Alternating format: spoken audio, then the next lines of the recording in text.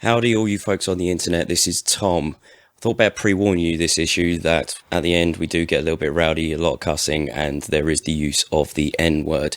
I've censored it. In context, it is talking about the worst words in the English language, and believe me, no offence was meant, apart from maybe when Hal says it, because he's a little bit racist. He really hates Kiwis in particular. I think it's the beady little eyes and their fur and the way they always cling on to people for those photos. No way, that's not Kiwis. That's koalas. He hates koalas. Yeah, anyway, ignore me. Please stick around. Feel free to write as many complaint letters as you want. Hope you don't. And take care. Love you lots. Bye-bye. Mwah.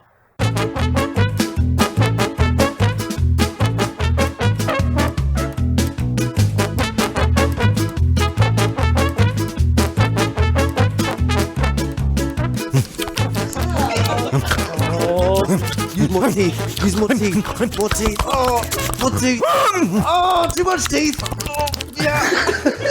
Oh.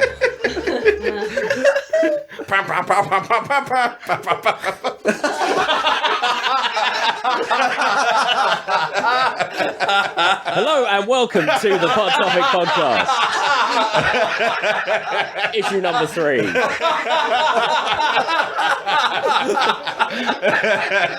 Should we just carry on? Yeah. Awesome. I am one of your hosts, Tom, and I have with me Taryn. Don't get run over. It hurts. Yeah. Kel. Hello. Beth. Hey. Diola. Precipice. And Commander Sasquatch of East Leavesden. And that's our Hal. No. I always get it wrong. Oh, running jokes with 3 episodes. It's getting wizened and old and ingrained. If you've not listened to this show before, we basically have 2 pots, one from us, one from our community, and it's filled with topics. And then we just draw them and talk about and burp. Excellent. So, Kel's virgin here. You get to go first. No shit. Well, just 1 second. I do believe there is the small issue of the whiskey. Oh, for fuck's sake, yes. Yes, yeah. Now, we've got something of a surprise because Yes, Beth nice. has sorted it. Oh, she's wrapped it. The lovely chaps at Thresher's wrapped it. Not going to take credit for that. I'm also not going to take credit for this whiskey very much because I don't drink whiskey and I couldn't be bothered to look for anything that was good. So, the unveiling. Oh, beautiful. Oh, look how she wraps it. Bells. It is just bells. We just got a bowl of bells. Perfect. So Okay. shall I pour the fantastic bells? And it's not even going to have the lovely sound of all the rest of the whiskies that you've had. I'm just going to have a cheap crack. It's gonna Ready? A cheap crack. Oh. It's like a bone breaking. Ladies and gentlemen, welcome to Thursday night. It is a school night, and yes, your mum's listening. And I'm really hungover and I really don't want to drink cheap scotch. Okay. You've got to have You're lucky that I did buy High Commissioner. Now, that's really bad if you do actually want to get a endorsement by Bells and get free whiskey. You've basically just ruined that. I'm good. Okay. Yeah. Just putting it out there. Also, I didn't buy any mixer, so you're going to have to drink it straight. Huh. I've got some vodka. You are history's greatest Mix it with monster, some Beth. Bells with vodka. What? Strawberry milkshake, vodka, and bells. Well, I mean, like, don't knock it till you tried it. I haven't tried it, so I can't say I don't like it. It really smells. Are we really going to have this neat? Yeah. Bells neat. Yeah. Tradition. I did say to Taryn that maybe you could, take it off. Take it off? You could... There's a part of the evening I missed that my wife was involved in. Hang on a minute. To be fair, I never usually need telling. No, just the only mixer that Ladies and gentlemen, welcome to the world's first on-air intervention of a sexual nature. Taryn, you really should keep your clothes on. But no! I feel so pretty! The only thing that you really have to mix with this is ice. The only thing that can take... Do you know what? I'll take the hit. Really? Yeah. Yeah, fuck it. Oh, I see. Thank you. Oh. That's right. Bells. It's like someone's already drunk some whiskey, it's dissolved their teeth, and then they pissed it back out. Bells. So you don't like it then? No. No, he loves it. That's what he goes for. What does it taste like? Whiskey. It tastes, okay. Yeah, it tastes like bells. The thing is, I drink bells on the sort of on a weekly basis. Musical instrument. Yeah, What time is it? How? Oh, don't!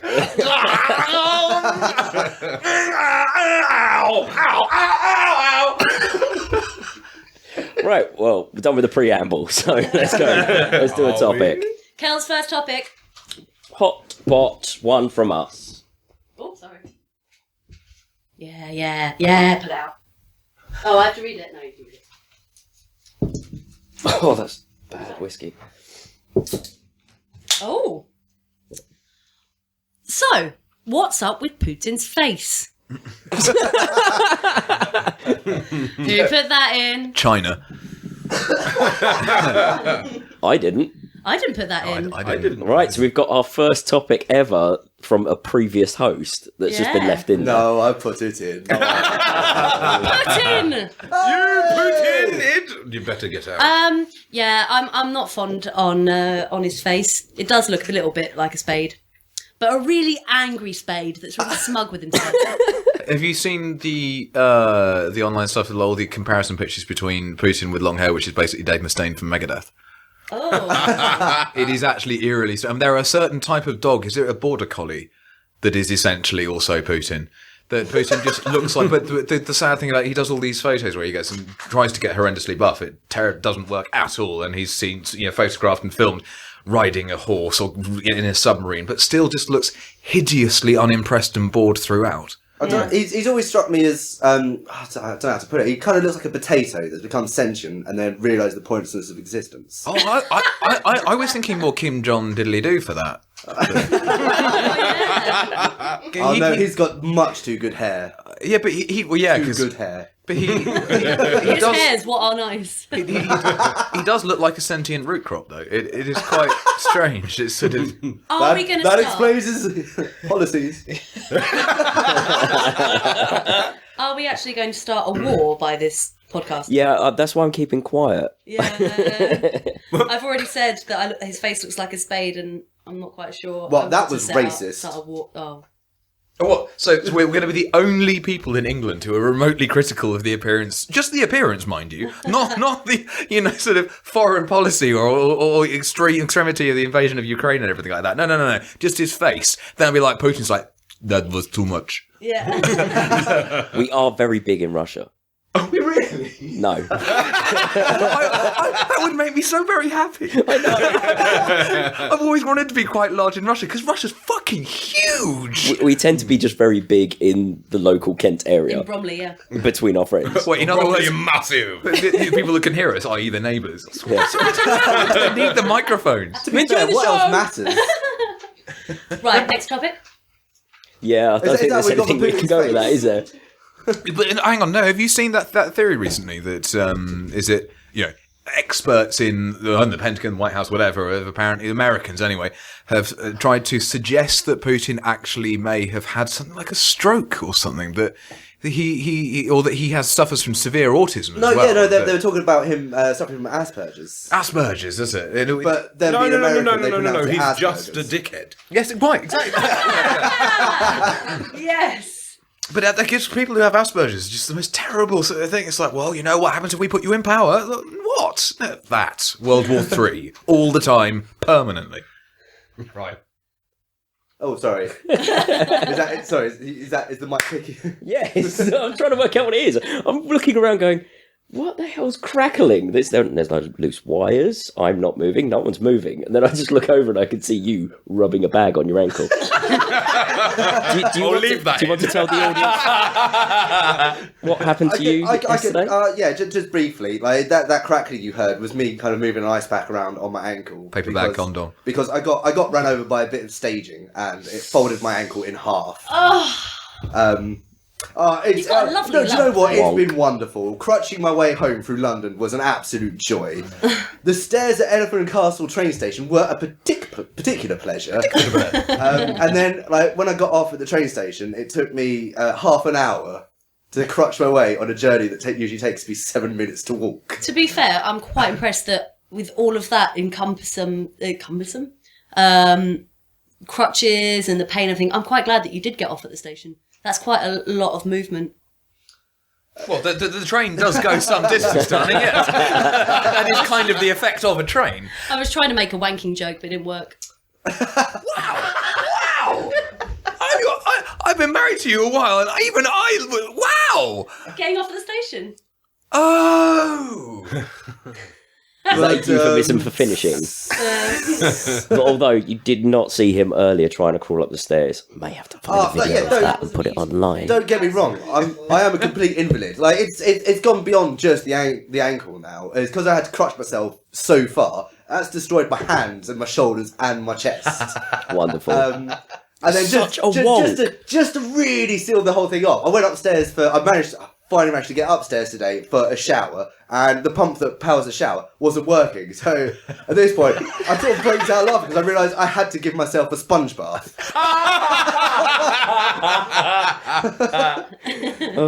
So when you gradually work through all of your body parts that could possibly like propel yourself along a floor, can I come round and just watch you try and get up to your room using only your eyelids? Everything's broken.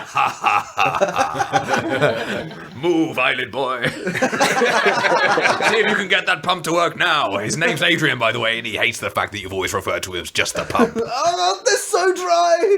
Someone have me some saline, quick. Deola, what are you doing? Put your penis down. No. Move on that. And there's one of us riding your back with a little fishing rod with a bottle of Optrex at the end of it. Like, go on, eyelid boy, get yourself hydrated.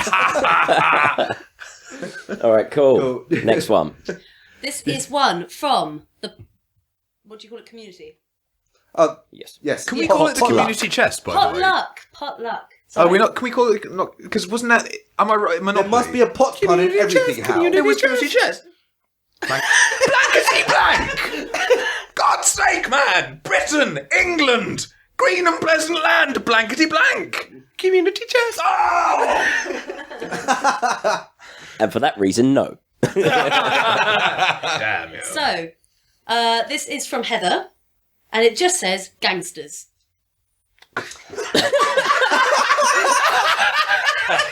Thank you, buddy. Perfect timing, because I watched The Warriors yesterday. Ooh, I love that film. That's a weird and silly film. It's brilliant. That's for those of you who hasn't seen, that's a vision of New York with over 100 gangs, And they're 200 all gangs. like teenagers. Yeah, all teenagers. Like there's the Warriors and there's the Rogues and there's the Lizzies, which is made up of completely of girls. They're all well young. The Lezzies. I was quite young when And it's Lizzies. made of girls. When was this a 90s one? No, this is 70s. This is extremely 70s. Because it rings a bell. Is it sort of like Road Warrior sort of? Yes. Yes. Yeah, I seem to remember vaguely watching something similar, and it had echoes of what was it? Is it Hook that was when Robin Williams was with Dustin Hoffman and it's Peter Pan? Oh, with the Lost Boys and with the Lost Boys, and it seemed to be that they harked back to the Warriors somewhat. You know, what was his name? Roof. Oh!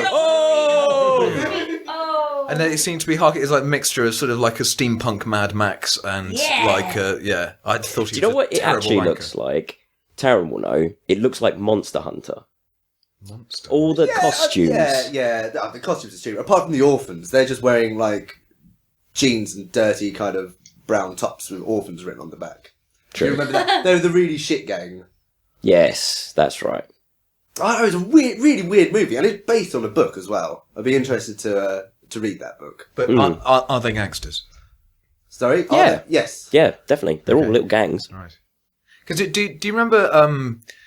You ever have one of those moments where you're so used to, if you listen to music that's rich on samples and everything like that, and you've been hearing a sample because it's been in your favourite song since year dot or whatever, and you've never actually realised that it's in fact from a film that is not only a film but quite famous. And for a long while, for the life of me, I can't remember the artist who it was, a hip hop artist. That the beginning of it is as far back as I can remember, I always wanted to be a gangster.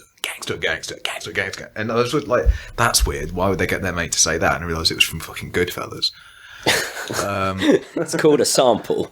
Yeah, no, I didn't know. I was a little 13-year-old me. I just thought they got their mate round to say something. Oh, I strange and a see. bit Sorry, crackly. I missed the part of the story where you were 13. Yeah. Sorry. Yeah. Most of my stories are from when I was 13. It was an eventful year. How's that bells going down? It's going down far too easily, and me being so hungover, that's really worrying. Tom is swallowing the bell. It's only All the way to the end. Just the tip. Give it to me. Right. I have nothing really to say about gangsters. I You don't want to overemphasize it, because it ain't nothing but a G thing. Oh, God. That was Shout out to Frederick Fox, G unit. I love that guy. The thing about gangsters is that I don't know any. Yeah. I know only what the movies have shown. Although I did find out that the actual mafia started styling themselves in the kind of way of the Godfather movies. The Godmother. That's a completely fucking different film. You never come round to my place for Sunday dinner. You can't do that. The day of my daughter's wedding. I don't know why the Godmother is the Queen. We're going to make lizard. We're going to make him a quilt he'll never forget. But yeah, apparently the mafia weren't anything like the mafia portrayed in the Godfather films until after the Godfather films. Yes. And That's cool. And there's also the same with Wall Street Bankers. Actually, it was Michael Douglas who was did Wall Street. Gordon Gekko. And after that, showed them as kind of sharks and hard drinking, hard buying motherfuckers. Yeah, that's when the Wall Street brokers started kind of styling themselves that way. Oh, I don't think it was that. No, I think there was some reflection of reality there. No, I'm sorry, but that Wall Street came out in '87, was it? I couldn't possibly tell. I could be off, but I know I probably am. I don't think this is just kind of remembered snippets from an article. But you look at the history. Going to Heather's point with the gangster thing, it's like my father's obsession seems to be with the mafia, which is rather risky, and it did indeed start in Sicily and everything like that with the Cosa Nostra. But the thing is that the Marlon Brando pastiche, the kind of jowly sort of hamster trying to suck on margarine thing. That characterization, of course, was completely overblown and ridiculous. But they, when it comes down to it, really, they're just horrifically violent bastards, and some of them wore suits. People. And would you delineate between a mobster and a gangster? I mean, I'd say that the Krays were mobsters. I wouldn't have called them gangsters. I would have just assumed that if there are real gangsters, then you wouldn't know about them. They'd be so underground you wouldn't know about them. So anyone saying they're a gangster would probably be someone trying to show off or rap. Or there's probably this whole thing that we're quite privileged in where we live. Oh, no, definitely. And that we don't really sort of knock up against it. Well, you say that, but there are some from the Bromley area. Oddly enough, you have the most famous in London have the Krays, then you've got the Richardsons. Yeah, it's just down the road. Yep, the Richardsons originated from there. Then you have weirdly competitors from where? Sorry, from like is it Bromley or just it's locally to here around there. Yeah, but then they took over a huge amount of London from that way, from the sort of southeast upwards on a light depression, kind of some not high pressure that's excessively violent. There will be horses' heads. There will be horses' heads. And 83% chance of decapitation. But the other one, weirdly enough, is from the northwest going downwards against them, is the Addams family. And yes, and they absolutely know it. They completely play up on it, but they are apparently even more horrific. They like all white face up. No. But it's more that everyone. I think they should relocate to Camden. Yeah. It would Camden be so gangsters. Good. Yeah. Just straps and big boots and. Yeah. I just imagine gangsters in Camden would involve a lot of handing out leaflets. You can get your photo taken with them for £5. Wanted posters. While you wait. Right. So, whose turn is it? I thought I'd pass it round. Let's go round. Yeah. Right then. Diola is taking one from the pot. The hot pot. Oh, for goodness sake, I'm it's just going to gonna take ages to learn these.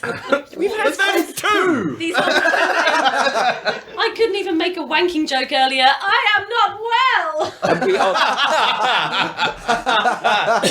well! Quick, Right. we can have some more cider.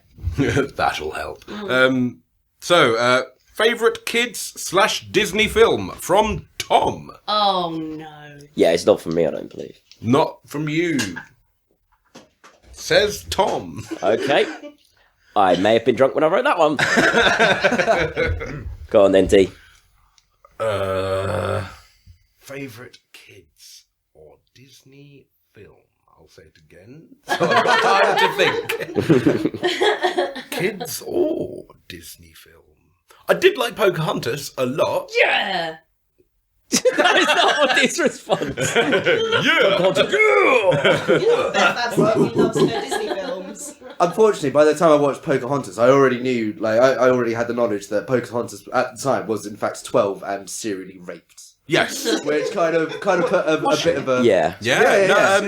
She was bought and abused lots, and then Didn't she die in Gravesend? Yeah, She got taken to London and be like, oh, I've got a pretty young thing. And then she was just like, this is horrible, the air's nasty, I've gotten a disease and I'm going to die. Yeah. But you can go to her grave is in Gravesend. Yeah, she's got a statue. Yeah. I think. The reason I've just remembered what the inspiration for this topic was. So, Beth, when she was very little at school, her parents called in her teachers called in our parents to school and said, like, she's talking to herself all the time. We're worried, and it might be something, something you might want to look at.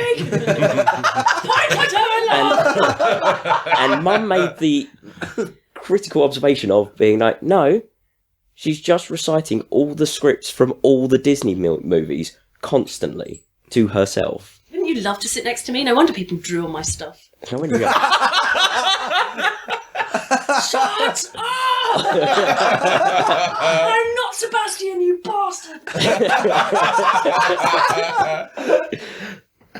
Let it go. I have to say, probably my favourite kids' film, it'll either have to be WALL-E, That is really because good. I really love the fact that there's no talking until right at the end. Yeah, it's and really the amount good. of emotion and stuff in it. But I'm trying to think, there was another one in my head. Go on, someone else go. I watched Toy Story recently and it actually holds up. That animation, I know it's easy because they don't have to look realistic because they're toys. It's like a cartoon. But it's really good. Even in 2015. That's That's not not my favourite. trying to think. For some reason, all I keep coming back to is Bugsy Malone. Oh, Very yes. good, good, very good. Splurge guns. Yeah, because as is known across the world, Bugsy Malone is sick. Is properly sick. I think that was on the posters when it came out. This is well sick. Bugsy Malone, this shit is well dope, yo. Back to gangsters. I seem to remember really liking Land Against Time. Oh my god, that really Fuck you, clock! Fuck you, land. Land Before Time. Land which Before number? Time. Wasn't there like 15? They went up to about 6, I think. What? I think Insane. Land Against Time would probably be like a documentary in Amish country or something. Sorry, that was a really loud hiss from your vape then, dude. Oh, sorry, man. I was like, the cable's gone again. No. Sorry. There's some serious Foley work going on today. Cirrus? Oh! I have one of those. That's very good. And what else? I mean, there was a Dark Crystal and Labyrinth. I still haven't seen Dark Crystal. You've not seen Dark Crystal? You've not seen Dark Crystal. No, I haven't. Ah, Oh my god. Right, you're coming around my house later. you're That's one of my not a favourite real films of all person. time. I beg to differ. Dark Crystal is definitely the one. Yes.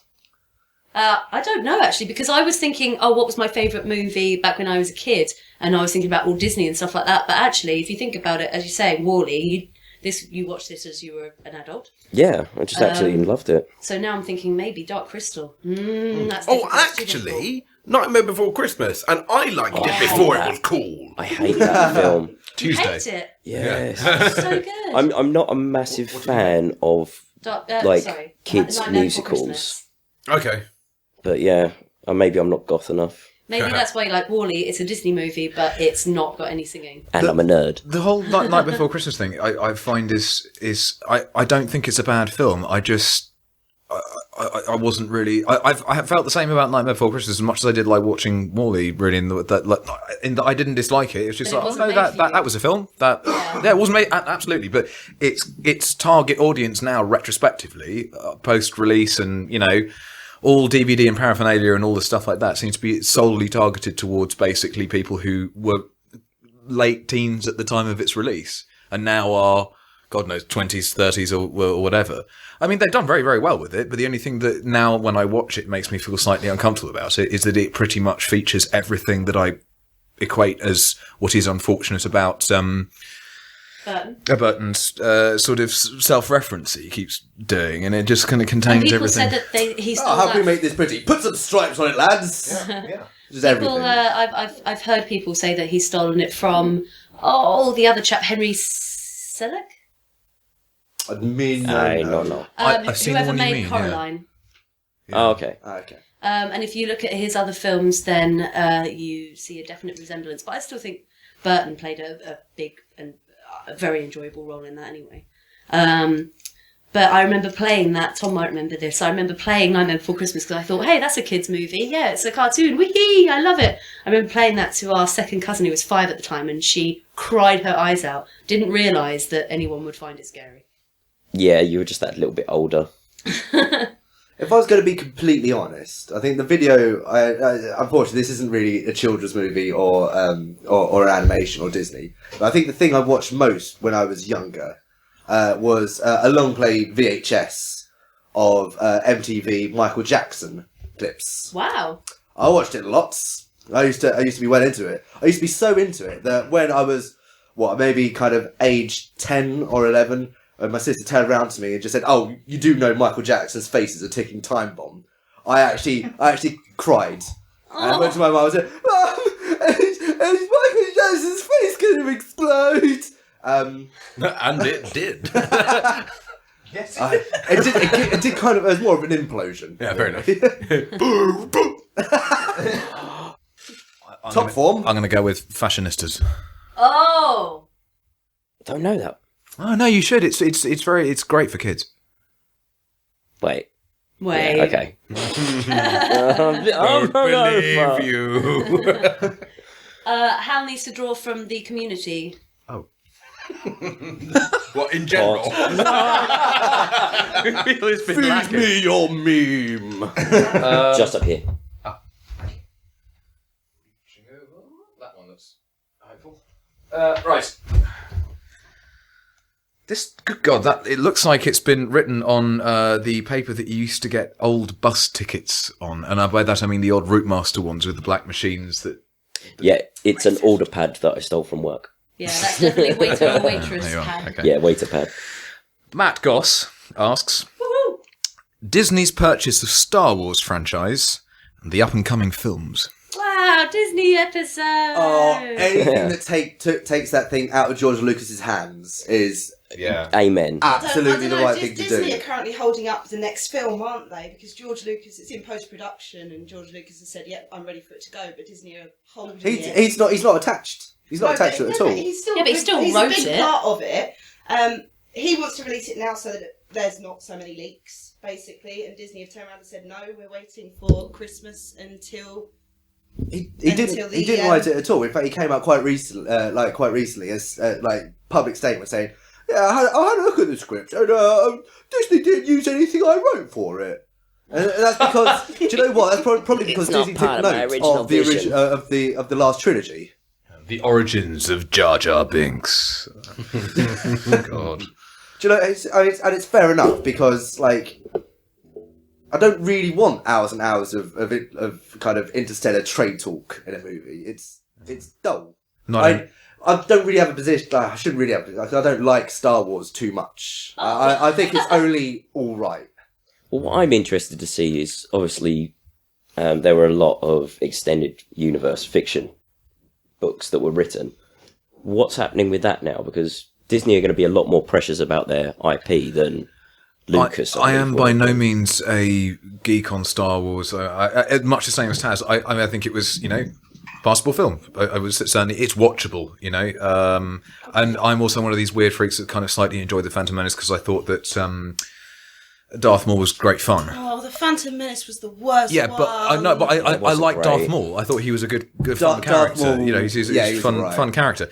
But more that I understand, and I'm going to be shot to bits by my friends who are terrible geeks about it. But something about the canon that there's a sort of set of canonical works that have kind of been sort of perpetuated by obviously Uber fans who have written what is apparently not just fanfic kind of terrible 50 Shades of Grey. But they're genuinely well written and start to go into hideously, really verbose detail, and they've really planned this out. To the point where allegedly Lucas has had to refer to them to work out what part of the universe he's writing about and what he's allowed or not allowed to do, which then was, of course, discarded. And it has been discarded for this next film. One of the rumours I particularly enjoy, apparently now, is that there might have been a scene where you actually see Jar Jar Binks' death. That would have made me so happy. Yeah, I would watch that on repeat. It's worth it. But why? Do you think... I had no real problem with Jar Jar. I think the He was just a doofus. Your Jar Jar. I think all the problems with that film. Oh, See, my made me so sad. He's so lucky on the ankle. my favourite sort of, not the film, sort of the extended universe fiction stuff that was written was actually a comic book, and it's kind of a spoof on the Star Wars films, and it was called Tag and Bink. It was Tag and Bink are dead. Tag and Bink? Yeah, they were the two main characters. Right. And basically, through a situation of unfortunate events and things that happen, they end up having to disguise themselves as stormtroopers and just basically end up in the background of every scene in the films. But then it has what happens that was going on that wasn't caught by the camera. Doesn't that sound like? Yeah. How? Sorry, Does that not sound Does like? that not sound a bit like Hal? That surely always say it that's wrong. It's Stoppard's Rosencrantz and Guildenstern are dead. Yes, that definitely sounds which like is by no means that's not to say, inspiration for oh my god, they're still on it. It's more that that's a brilliant idea to use Stoppard. In Hamlet, there is a point where it's a line is that you need only think of life as certain series of entrances. I'm terribly paraphrasing, but series of entrances and exits that when one exits a room, it's another scene happening in another room when someone enters. Yeah. And so Stoppard was influenced through that to make Rosencrantz and Guildenstern are dead, which is making Rosencrantz and Guildenstern, who are Hamlet's best friends from university, the lead characters, and they go and experience Hamlet's entire sort of play throughout it. But it's every scene that you don't see in Hamlet. It's hilariously funny. It's a completely brilliant film. That It's sounds brilliant. like a it's Gary brilliant Oldman idea. and Tim Roth. And Gary Oldman, man. Yeah. It's a tour de force. Looking hot as hell. Yes, really. And Tim Roth as well, not looking too bad they're either. both really good. Yeah, and Richard Dreyfuss is the player king, and he's absolutely exceptional. But the thing is that as a principle, it's like it reminds me of that. There was you say comic stuff. There was that Superman one that I keep referring to because I'm not much of a comic head. Yeah. But I read apparently there's these kind of what if sort of chronicles, and there's one that suggested that what would happen if Superman had landed in Russia. Yes, this is Red Sun. Thank you. That's the one. I've recently read that. It's a great bit of writing. It is. So I'm glad someone's done that with Star Wars. Yeah. No, that's a good book. It's very hard to write Superman, and you have to do those kind of things because he's invincible. But there was another one which was, I always talk, every time I have a conversation about Superman, it comes up. All-Star Superman, and is the name of the book. And basically, Lex Luthor tricks Superman to get rescue someone from falling into the sun, I don't know, whatever, and gets supercharged. And it's basically a story about what if Superman got cancer and died. And it's really good. He gives his powers to Lois Lane for a day, just so she knows what it feels like to be him. Oh, that sounds really interesting. Very good book. Definitely worth reading. Anyway, back to Star Wars. Yeah, I think it's Taz is absolutely dead on the money with that. It's awful to say this, and I'm a terrible activist, and I tend to champion the rights of the original, creator of anything that's artistic. However, the amount of opinion pieces I've listened to about Lucas and what he's done to his own franchise, and frankly, just absolutely sabotaged it. And the thing is, I can't remember the last good movie that Lucas made. Yes. After the first Star Wars. Oh, you date it back to that? Yeah, because I can't think of anything else. Like Howard the Duck. Oh, yeah, you take that back. You take that back. Howard the Duck is brilliant. That's one of the It's best amazing. films of all time. Oh my god, It's when it was at amazing the for all end the of wrong Guardians of the reasons. Galaxy. Did you not see that? The end of Guardians of the Galaxy, there's suddenly Howard the Duck pops up, and I lost my shit in the middle of the cinema. I've turned around to Taryn's girlfriend Heather and just go, "Oh my god, it's Howard the Duck! It's Howard the Duck!" And she went, like, "Who the fuck is Howard the Duck?" Like, you don't know anything. But the thing is, like, Return of the Jedi, after The Empire Strikes Back, Return of the Jedi was not a good Star Wars film. Was it not? No, I didn't think so. No, it was a brilliant film. Those first three films, The second one, importantly, directed by somebody else, and that's probably why it's the best of the trilogy. Empire is definitely the best, yeah. But Return of the Jedi is... Alright, people do the argument, the universe or the galaxy was saved by some fucking bears. But they were murderous, rampaging... They'll gnaw your ankles off! Terror bears. Terror bears. Drop bears. With very big rocks and pointed sticks. So wasn't it on one of the Smodcasts, it might have been Hollywood Babylon, it might have been Smodcast, I can't remember, that they... it was Hollywood Babylon, where Kevin Smith says, okay, you can say that, he's ruining my childhood by going back on all of the films that he's made, George Lucas this is, sorry, all of the films that he's made and redoing them, adding bits, adding...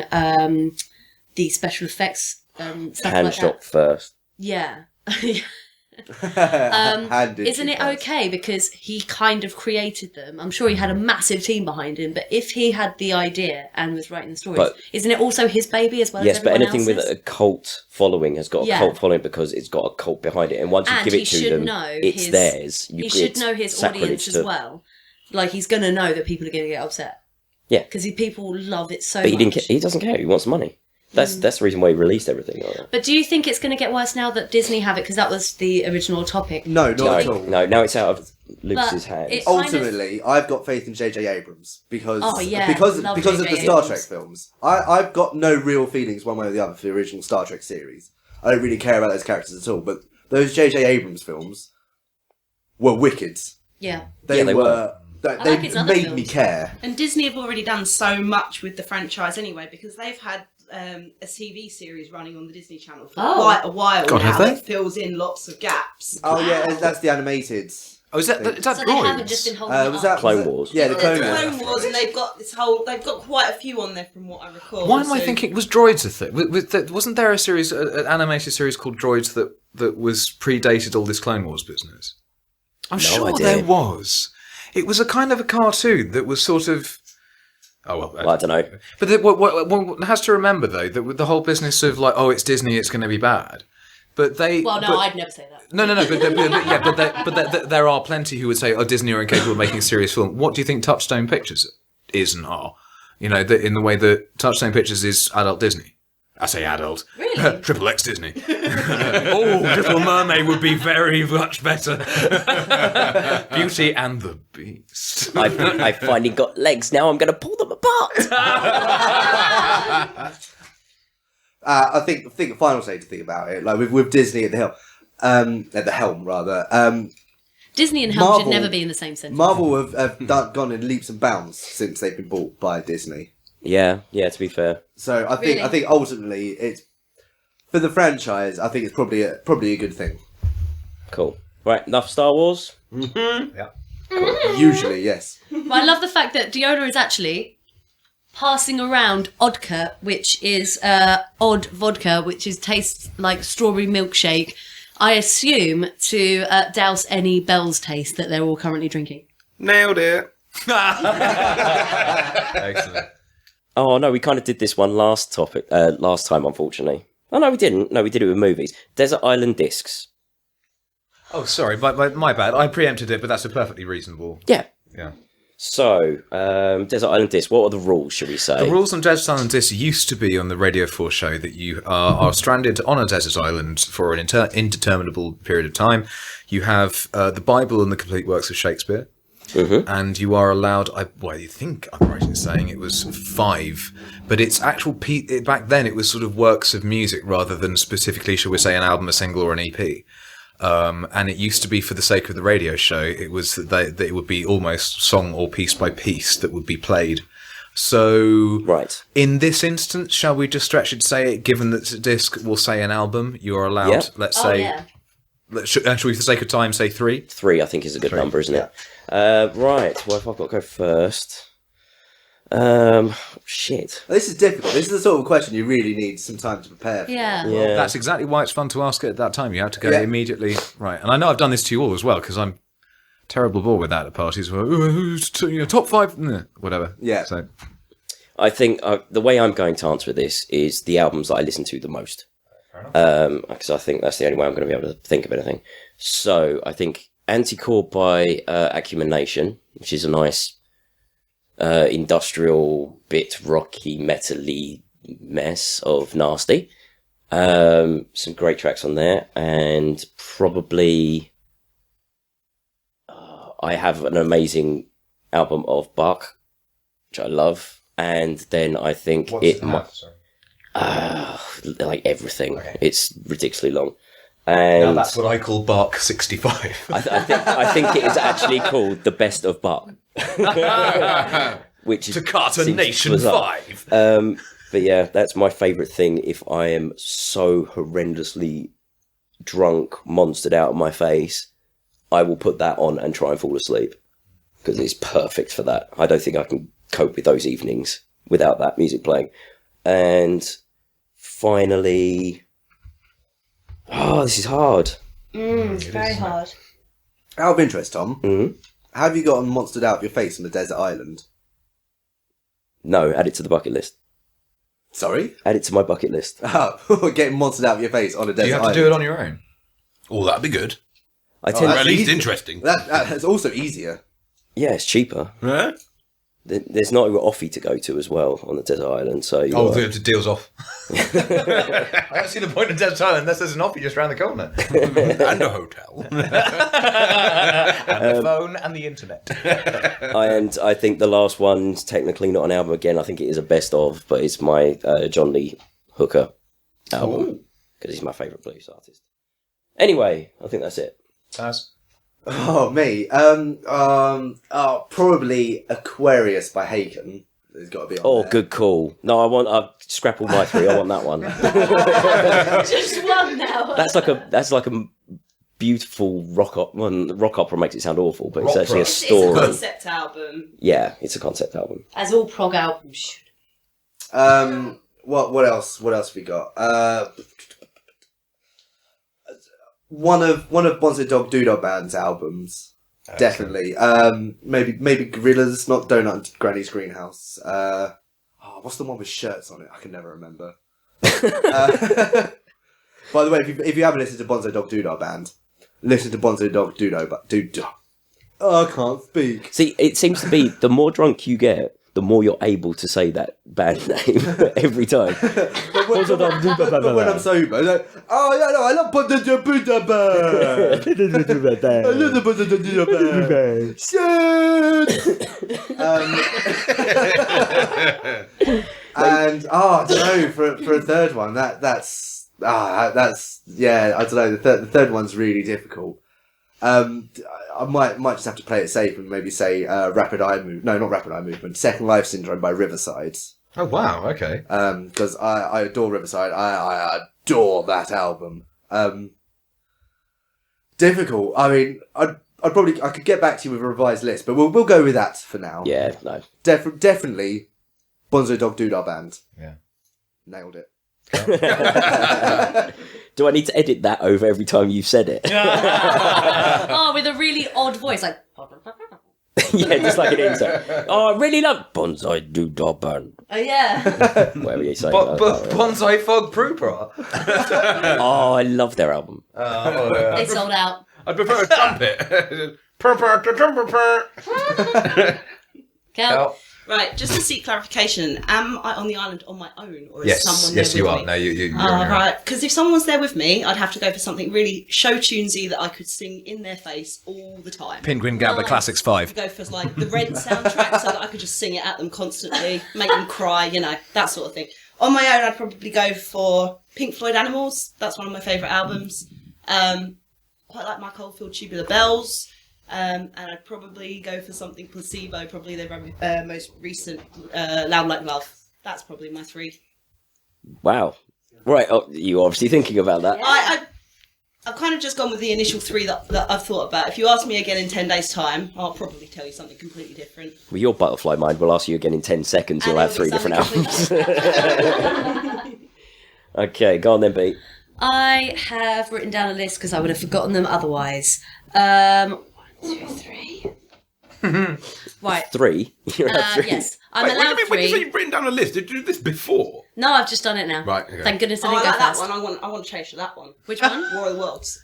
Well, I was wondering, does War of the Worlds come on a CD? Yes, it does. You can either have the radio Yes, it cast, does. or you Yes, can have it the does. soundtrack from. I can't even remember who it's by, but you can have the soundtrack or the radio cast of War of the Worlds. Because I was thinking that if you are on your own on an island, could you really deal with just having music? You'd probably want a little story to go in there. But But then don't- again, would that get annoying?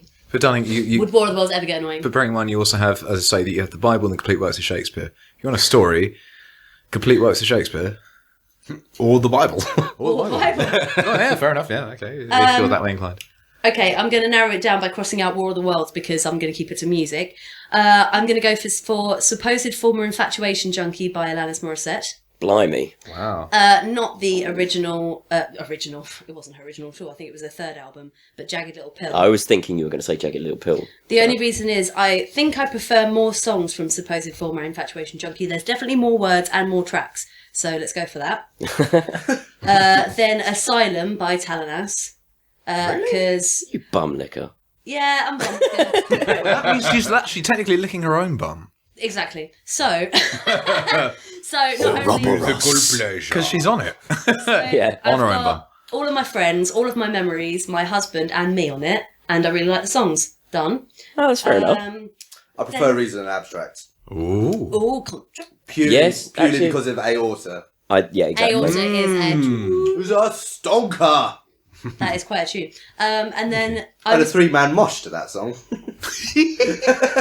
Who was that? That was that was when me and Kel went up to Mount Mowbray to see like my cousin and his missus, Very and nice. we went to, was it Petersburg? There's the little festival, Oh right. Oh yes. and so you like Talanas were playing, Was it the Willow Festival? That Yeah, it was the Willow Festival. and then Aorta came on, and I saw 2 guys kind of dance a bit roughly. And oh fuck it, fuck it! I've got to have a mosh to a mate's song, and this is probably the one to go for. So I had a 3-man mosh. With children. Only They one. were children. Only one of them was a child. We only knew. I tested. We only knew it was an all ages festival like days before Yeah, but arriving. they're always better. They're always They so are much much fun. better. They are much better, and you get lots of. Apart from that one rather overexcited 17-year-old who was convinced that I was basically a clone of Russell Brand, which did not make me happy. That's not going to make anyone Russell. That's not even going to make Russell Brand happy. What's quite strange is that also at a Talanas gig before, I think at the Purple Turtle, my mum was moshed into. No, it might have been a different venue, but my mum was moshed into, and she literally just pushed this child right back. Don't do this to me. Turns out my mother-in-law slays in the pit.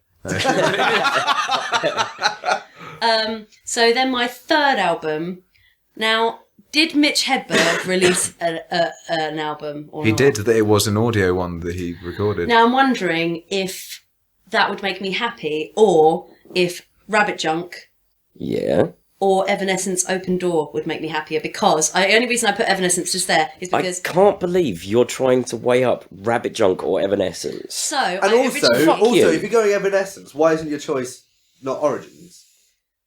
That's Can we true. just 'Cause wipe that- Evanescence off? that- Shut up! Right. Origin Rabbit is a Junk is good so album, much man. better. The only Origin is a reason- good album. The only reason I put Evanescence on there is whilst Kel was talking, I realised, oh, I like to sing too. So I've just put Girls loads... need to do some belting while they're on Exactly. their desert island. That's So just it's a not fact. actually like my most favourite album of all, or anything like that, but I can't sing like Alanis Morissette, so the only other thing I've got is Alanis Morissette, so Evanescence Open Door would have to be a singer.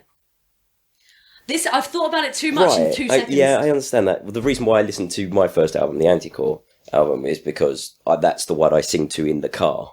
Really fucking loud. Yeah. Worthless piece of shit!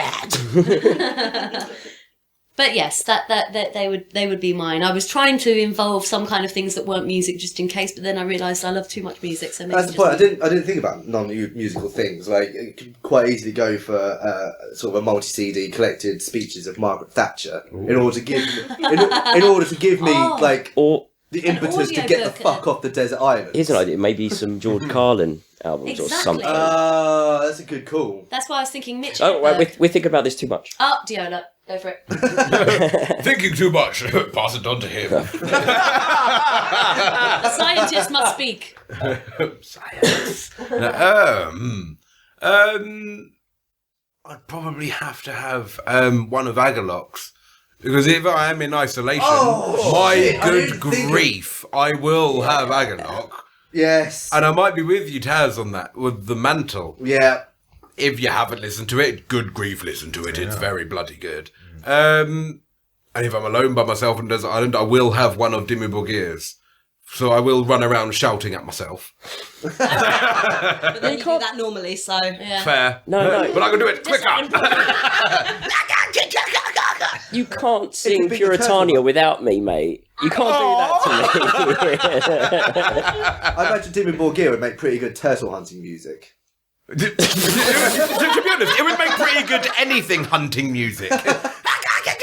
Throw something at it. And a third. What would a third be? I'd have to have something horrendously dancey. Like either extreme hard dance. Chilled out beats. Chilled out beats. Or would I have, what was it, that fucking 1 billion Still makes me laugh. BPM thing?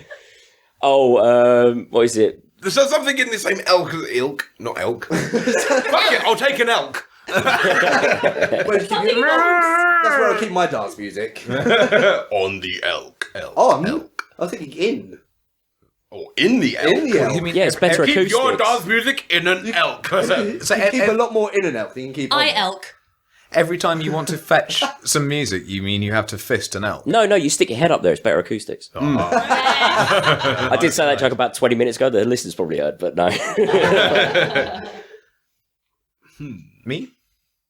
You? No, you're not do third. Yeah, Third.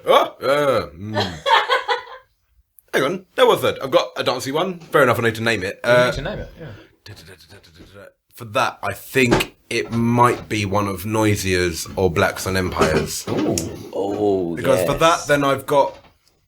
Driving Insane would be a good one. Sun Empire. You know what? Actually. I was thinking one of their newer ones. However, Driving Insane would be better for a desert island by far. Yeah. Because the others are very much bloody good. I'm not going to fault them for that. But hey, Andy! Andy's here. Arrival! Hello, Andy. You good? Again? Yeah. Yep. Just in time to select your own desert island disc. Go! Quickly! 3. Oh, he's left the room.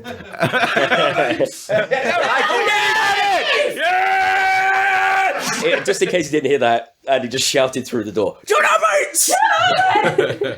I didn't think electronic, because the obvious choice for there for me genre. would be Feed Me's Calamari Tuesday. No, the first one. Sorry, The first album. Sorry. Escape from Electric Mountain. Guys, No. sorry, but Taz, Yes. did you have your chance? Oh. Have you not worked this out yet? Someone names 3 albums and it goes back to either me or Taryn. And we go, no, that's a good one, but what about that? I'm just trying to engage discussion. You're not allowed to engage discussion. This is only about one person. It's my birthday. Shut up. It's no longer your birthday. Go on, Hal. It's still my birthday. Hal, go on then. You're 3 discs. All right then. No, cut it off. Right. I'm so tempted just to unplug his microphone at that point. No, because that's mine too. Listen, I said, bitch. in the words of the great Teddy Roosevelt, Hal, do shut up. In the words of John Major, no. Anyway, Hello, I'm John Major. no, we haven't had Diona's third album yet, have we? Yeah. My God, how many more? All of them. Diona, I'll have all my albums. can we please forever. have your third album, please? My third album? Do you have this? Rihanna. Because I want to dance. Inside her vagina. Like diamonds in your mum. I think every single issue we recorded of this, you've said some random sentence. There's been 3 seconds of silence, and everyone pisses themselves laughing. That's because everyone's going, why did she say that? Oh, Yeah. I better amuse her, I guess. No, it's because we're just like, no, there wasn't a joke there. That was just funny. Oh. Number 1, Polytown, which is by David Torn, Terry Bozzio, and Mick Kahn, which oddly enough is entirely instrumental. Number 2 would be As the Flower Withers by My Dying Bride, which, as far as I'm concerned, is pretty much the perfect metal album ever made. And number 3 would be Into the Labyrinth by Dead Can Dance. There you go. Those are I am fantastic shocked choices. you didn't say Ian Bowie.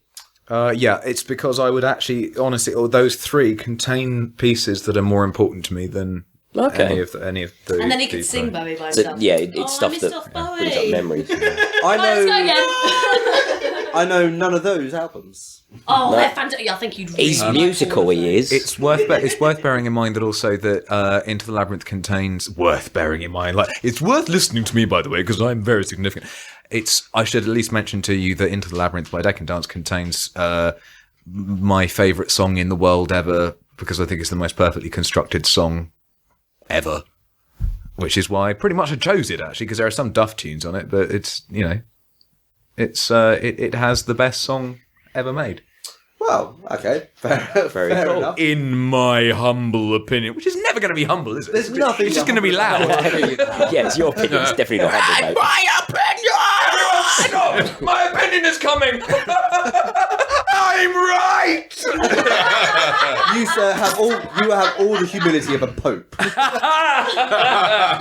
Let's settle with the vote. I say yes, therefore, done. I second my own notion, shut up. I'm going to start using that in arguments. That's brilliant. You'll want something from Potluck. Potluck. Potluck. Oh, hello. What we got here? It is from Kells. Yay! Lovely. Board Hello, game Michael. or card game? Discuss. Oh. Right. When I was writing this down, does he mean you have to pick between a board game or a card game? Or is it...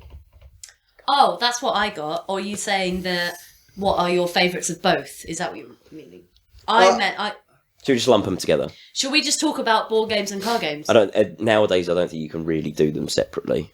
No. There's an awful lot of overlap. It's all become rather complicated. Wonderfully so in the past decade or so. Well, I'll take a picture of it later and put it on the website. But we are in... Yeah, they did a bit in the background. We are in the games room at the moment at Taron and Diola and Andy's house. And we have one wall pretty much covered by board games. We spend a lot of money over a lot of years. It's a gamegasm. Yeah, I mean, we're complete I want Arnie to converts. say that. Do you know what? Gamegasm. It is a gamegasm. Well, Shani. Gamegasm. That's what, no, Geordie Arnie. Oh, Johnny. You want a gamegasm? Right, should we basically do Desert Island Disc for board games now? No, I think. I don't. I just honestly pick have one. no idea how to interpret this question. All right, I think it is like board game. Yeah, but it's just a topic, really. Shall we? You just said discuss. Or do you know what? If it's to be read as, do you fancy board game or card game? Pervert. Yes. Yes, Thank we you. love them. Just sorry, in simply because I'm not a gamer at all, I don't really get what Do you want- people do. With the whole thing with card games, does that include something as puerile and silly as like Snap. No, what was it bloody called? Sorry, this is awful of me, but you Rummy. played in school with and it has the points on each character that Top Trumps. Is that a card game? That is a card game. Is that okay? I mean, It's a game you play with cards. The thing is, Who's in the title, Hal? So basically, I think to start this off, I'll just briefly go over explain to you as a non-gamer why these are so amazing. Okay. The major thing is, We don't have to talk to each other while we're playing. yeah, we have a podcast where we have to pick Ladies and topics and gentlemen, talk. Kel. No, the great thing about them, as opposed to playing a video game with a friend or something like that, is it forces you into a social dynamic that is really weird for your social group. Most games will. You're competing, or you're working together, or you're trying to do something, or whatever. But then surely anything competitive would Yes, but it's more an even playing engaging, and field. you have more of a social experience with board games as opposed to like a video game. So or the something disassociation of essentially having to. Oh, I don't want to go too deep about it, but essentially what you're doing is you're having to pretend to be different things, and but I can't help but think that surely if anything were like improv or even. And it's all about smacking your friends. You're right about other sort of games kind of creating a similar sort of social dynamic. But the important thing about a board game, say, against rounders, is that you don't get out of breath. Yeah, we're awful at exercise. Right, so go on. Who wants to go first? Say your game. I don't know. I'm gonna. It is like. It's written here as board game or card game ? So I'm going to interpret that quite literally and just say board game. I prefer board games over card games. I think they're a little more in depth. I think they're a little more engaging. Are you thinking of card games, including card games that are not from a standard card pack with 4 decks? Yeah, absolutely. Like we've got a bunch of those. For instance, one of our favourites as a group is Thunderstone. Do you know what? Which is played entirely with a selection of different decks of cards. And it basically simulates you are an adventurer on your own, and you are acquiring equipment and stuff in the village, and then going and raiding a dungeon. What's that you say? A game that involves being completely on your own? How very reflective. And raiding a dungeon and killing monsters. That's never been done. But yeah, it's amazing. I think one note to make is the reason why we started playing board games. Andy's mum and dad have a massive collection of contemporary board games. And he brought round to my old house when I lived with Taryn's cousin Darren, Munchkin. And that was the end of us. We started playing that. Every single expansion pack ever. And we it's did. weird. We did at one point have, at the time, the full gamut was 10. We had all 10 and we played a game with all 10 decks. Goodness It gracious. took a while. And yet, it only took 6 turns. Yeah, sometimes that's the one problem people have with this game is it's extremely random, and it is frowned upon in the board gaming community as being a shit game, which is weird because it brought us into it. It's kind of the board gaming equivalent of a Dan Brown novel.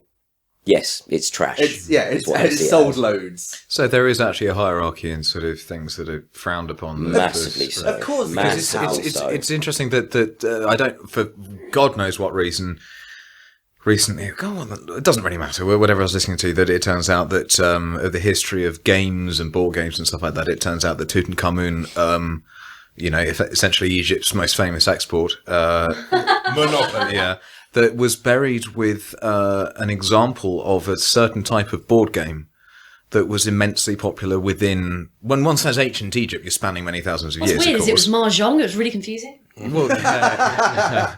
But it was it was essentially a form of checkers. Yeah.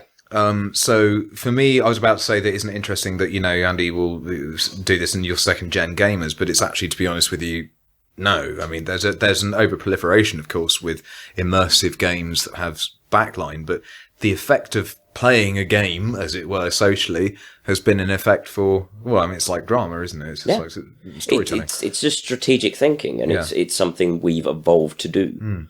I mean, there's this wonderful story. I don't know if you've ever heard it. It's the story. This goes back to ancient Grecian times. It's the story of the kingdom of Lydia, and they kind of entered a period of famine. It made a beautiful mode. They did make a beautiful mode. I'm more of a Dorian man myself, but and yeah, so like a column joke to deal with the famine. The king at the time said, what we will do is one day we will eat, and the next day we will play games. And that's kind of how they got through it. And And, that allegedly took them through a famine of 14 years, which is kind of an interesting note on showing you the power of games. Fair enough. They're wonderful. They're engaging distractions. Yeah, precisely. And as Tom was saying, it does bring a group of people, no matter where they are, they're bringing them down to the same level and can... Yeah, and it actually brings friends together and not for an in evening. It's really a nice thing. awkward way, like team building exercises that you have in your office.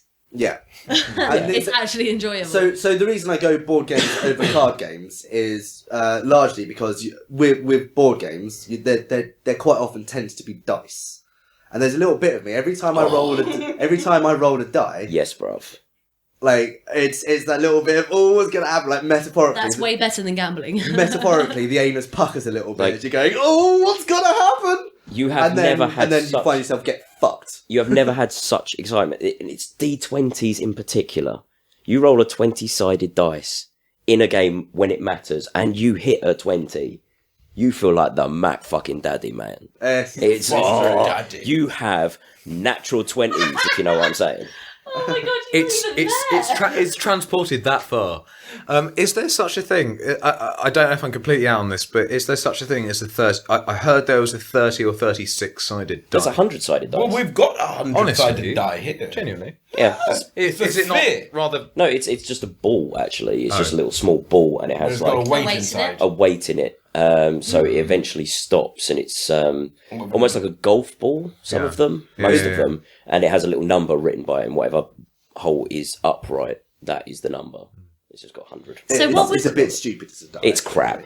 You're better off using a percentage dice, which is a 10-sided dice. What would you call games like charades or Pictionary? A waste of It's a time. board game. But it's a board game, right? Pictionary has a board that you move around. And what about charades? Charades is a parlour game. But the subjects written down on cards. Not Oh my traditionally. god, it's like I mean, a it doesn't piano. usually It's come like, in a is pack. it a You stringed usually just instrument or percussion do it, instrument? don't you? Dun dun dun. Actually, hang Green on. Sorry, giant. but I have no idea if this is accurate. Do I like sweet? I have no idea if this is an accurate thing to say, but if the board game that you're using is using cards such as Monopoly and Trivial Pursuits, then is that like a hybrid game? Or no, this is the thing. Nowadays, there's no such thing as... There is a reason why they would now refer to as tabletop games. It's because they can involve anything you do on a tabletop. Yeah. But then again, that also kind of includes wargaming, which is kind of Warhammer stuff. Its own sort miniature of beast. wargaming. And RPGs as well, role-playing Yeah, games. pen and paper. Do you think maybe that there's the whole business of that you think of the generational gap of, like, I don't know, 10, 20 or even 25 years or something like that, where these kind of games that are very immersive have really sort of like brought people in? Is that the nostalgic element? Like, I remember playing Risk. I don't class myself as a gamer at all. Mm-hmm. But I played Risk, and anything that relates to Risk, I sort of have that kind of nostalgic link. In that, is that something that happens? It's a bit more than that. Like the reason games like Risk is so enduring is because it's not just like a game you played when you were younger. It's a game that has an ability to create like really cool situations. Yeah. It's like where everything's you kind of gamble everything on this one move. And it's like, oh well, he's got like 1 billion troops, and I've got one man with a stick. But we'll go in there, and on this particular occasion, your numbers come up, and it's just kind of one of the most amazing things of just going. It's like, I defeated Irkutsk with a shoe. I finally took Australia. I've been trying all fucking night. One that you might be interested in then is a new release. Well, in the last couple of years, called Risk Legacy. Where it starts as a normal game of Risk, but it has some ongoing component. What do you call it? Like a persistence. Persistence. Thank you very much, sir. So basically, you win a game, you open a pack, and it says the winner from this game gets to cross out a country. Oh God. Or something like that, or gets to name a country. Or it's not real, Hal. It's not actually a smoking crater. In Hal's head, I must get it now. This is the problem with talking to non-gamers. They don't understand you're talking, like, in the game. But yeah, so this goes on, and you basically have a campaign of, I think it's like 50 or 60 games. So it will last you a good long time. But then there's this little trick thing where it goes, you get to the last game, it goes, well, there we go. The board is uniquely yours. You can't actually play it anymore. And there is a secret card, which I'm not going to reveal, that you take the lining out after you finish the very last game, and it says, do not open until you cannot play anymore. I'm not going to say what's on that card. Oh, can you tell me that once we're off air? No, because if we ever were to play I'm never going to play Risk Legacy. No, believe me, it got spoilt for me, and I want to play Risk Legacy. I'm never going to play 50 games of Risk. No, that sounds really satisfying. You used to love playing Risk with me and Björn. Yeah, I'll play the odd game of Risk, but I couldn't sit down and do like a decade-long campaign. The last time I ever played Risk was rather, I don't know, topically, dangerously, or uncomfortably. When I was 10 years old, and I had a 2-week holiday in the sort of family home place in Gloucestershire of a very affluent family who happened to be Jewish, and they were keen on playing Risk, and I, as the only non-Jewish person in the sort of ring of, this is going to go bad, isn't it? People, was given essentially Germany, and Are you kidding? no, I'm actually not kidding. That actually sounds like a plot to a Woody Allen film. Yeah, and it was that moment where you, as a 10-year-old, go, I have been taught certain things about decorum and politeness. Is this the point where I sort of bow out and say, hey guys, should we play Monopoly? Which Monopoly, of course, then you're going, advising that we play Monopoly with Jewish people who have been associated with controlling finance very, very well, incorrectly or correctly, be that as it may. My first thought was to suggest Monopoly. And when I did that, it turned out the family had a history of playing Monopoly in a certain way that it was a family of accountants. I wasn't winning on that holiday. This was supposed to be a holiday, right? Yeah. No, this is definitely a Woody Allen film. And that was before we left London. You should have just played as Germany, man. And I'm not going to complete that. Believe me, Taz, joke. I did, Joe Gilbert. Joe Gilbert. In joke 655. Yeah. That one will be revealed when it eventually breaks, what that in joke is. I'll let you know when it does, and Dad's slightly in on it. Yeah. No, but he doesn't quite know yet. He just gets slightly concerned, but I said, it's an in thing. You'll get it. Is that some weird blackmail? Share all of our stuff so that we break. Sorry? What? No, I get what you mean, in the way that if you share, You said when if you we share break, enough, we'll reveal it. Are you saying that people have to keep sharing it and make us really big so that they will know the secret? If we get to what 20 100. listeners, no, if we get to 6 million shares on Facebook, I will reveal what the Joe Gilbert joke is. Make it happen, people. 6 million. Oh, sorry, Joe Gilbert. So Andy's joined us. Everybody say hello to Andy. Hi,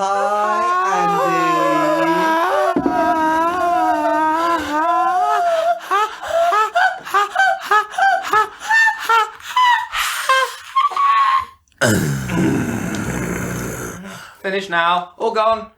I demand that be your hello every time we meet. From Well, both of us. if one of us isn't here, we don't meet you. Yeah. You're dead to me otherwise. Okay, topic. The dress. To the mic. The dress, blue, black, or white and gold. Oh, yeah. Your thoughts on how period and or subject we see colours. Or how personal or subjective. So basically the question's about this fucking dress. Right, that was one of mine, and it... Right, so the whole blue and black what thing dress? fucked me. There's a viral photo going around the internet at the moment, and it's claiming that people perceive colour in different ways, and that most people see it as a black and blue dress, but some people see it as a white and gold dress. Well, no, that wasn't the debate. The debate was the picture appeared on Facebook. Everyone, people go, is it blue and black, or is it white and gold? I did that blue and black. Other people go, no, it's white and gold. And yeah, no, and it really fucking pissed me off Because So there's people you put it that as a don't topic fucking then. understand. Oh, it was such a stupid thing because, like, it depends. It's No, right, it's exactly. right. And It's whichever colour it is, they're making the other colour now, so it's fine. This is, I mean, this is my point. It's just like, and what are your views on like how subjective that we as individuals see colour? Because this is one thing that kind of brought it out into the open, if you like. What, the whole thing of I see red like this, you probably don't see red the same red that I see that I see. But this This is it. I mean, like the dress for actual fact is fucking blue and black, so shut up. But they brought it out on Channel 4's The Last Leg, and it was definitely blue and black. Yes. Does it not? Okay, we've already given this too much thinking, I think. Because You know what I that'll do? hate this fucking picture at the moment. It's everywhere. Do you know, my favourite thing was there was that I can't remember. I think it was a psychology lecturer from some university or whatever. But he put up on Twitter, and like his response was basically, well, like the thing about colours is when they go into our eyes, like it happens, and then we make the rest up, and that kind of put an end to it. Yeah. yes, So done with the dress. I think that's got much like Katie Hopkins. That's got like enough airtime. Yeah, I hope I answered that question. you did. Cool. There you are, Kel. Have one from the potluck hat. bag. Sack. Sack. Sack de magic. Mm. Oh my god, that's a long one. Okay, so this is from John Dominique, Oh, Canadian John. Canadian John. Thank you, Canadian John. Your child is incredibly cute. Oh, His- Theo. Oh, His he's lovely. question is your idea of the ultimate apocalypse and why? The ultimate apocalypse. Yeah, so we've spoken about how the world will end, but we've not actually done what would be the most amazing apocalypse. Where's my book of doom? Ah, it's right there. Oh no, it's the zombies! Unfortunately for me, it probably is zombies. Do you mind if I? Sorry, I just going to check. It's that if have you Do I mind if you like interject? interject? So long as you don't mind being wrong, go ahead. Oh, there you are. Well, I'm never wrong, so it doesn't matter. So Humble. Did you know it's his birthday? it's my birthday, so it doesn't, it's my birthday, so yeah. So here's his humble, not so humble opinion. Yeah, it's not never humble, for heaven's sake. I just say it is. Has anyone died in a dream? Have we had this yet? Yes. Yeah. So Not fully. right. I die well, in no, real life quite regularly. Well, quite. So it's supposed to the whole business that when you were kind of in the teens, it's like apparently when you die in a dream, you die in real life, and it's entirely not true that you can experience death in a dream, and it's an abstract notion. Yeah. So, has anyone had an apocalyptic dream in which you die? See, this used to be a dream where I used to have reoccurring dreams of it'd start as monsters and things like that happening, and all of a sudden I'd turn into the world's biggest badass and just kill everything. You are the apocalypse. And it That's your perfect apocalypse. It's you. I am it. I will have those dreams. I will have vampire, werewolf, Nazis coming at me, and I was fucking them up. But normally people have a dream where they actually can't do those things. They can't run, or they can't run away, or they can't kill fast enough, or blah, blah, blah. But you actually have it that you're badass. Yeah. Yeah, See, it turns into an action film. It's really like cool. when it comes to dreams, like the two types of dreams I never have is I never have sex dreams. I never have power fantasy dreams. Really? Yeah, it's always just me being around and there's stuff happening and I'm just going yeah. Which to be fair is kind of how I get through on life. I do that. I dream like extra bits of the night that's happened that are perfectly plausible but just didn't happen. Yes! And then I wake up and I'm a little bit confused as to which bits did happen and which didn't because they're like mundane conversations. Exactly. Who likes cheese? Well, I'm quite a fan of Edam. But How no, about that drum and bass? but then I'll talk to someone about it the next day or whatever and like, no, we definitely didn't discuss cheese and drum and bass. And I'm just I like, do that, confused. definitely. I completely agree that I definitely do that. And then someone will come up to me, a dear loved one will come up to me and go, but do you remember this happening? And it was massively important to their evening. No. I remember my dream where we started to talk and get ready for the next day in complete mundanity. Mundanity, but we've all had a dream where we've done. I say we all. many people have in speaking to them about it, that we've done a dream where you've had an entire work day and then you wake up and you do the work day beyond it. Oh yeah. However, without wanting to be too sort of sentimental and everything like that about the whole death dream thing, I did have the first most profound "I've just died in my dream" about isn't this nice, about being with you guys.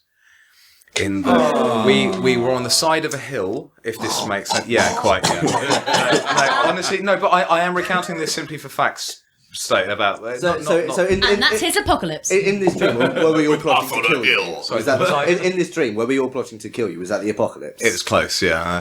Okay. Cool. So maybe dreams do reflect real life. Exactly. Yeah, but it's a long, gradual process. But we're on this sort of like Primrose Hill sort of verge sort of thing, and we're all going to watch this terrible nuclear fallout that's going to happen from the centre of the city, which obviously will be the strike point. And the awful thing is that the strike point hit, and we're all there going, we might as well enjoy it because it's that we can't escape from it.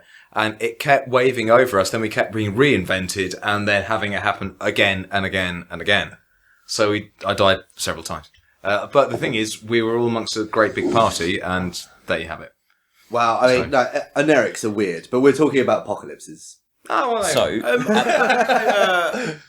just point out at the bottom of the topic, which Kel was reading out, it says, "Be creative." Be creative. Oh, wow! Shit. And I don't know why, but I saw, as I was writing "Be creative," my first thought was, pugs breed out of control and eat all of the world's food supply.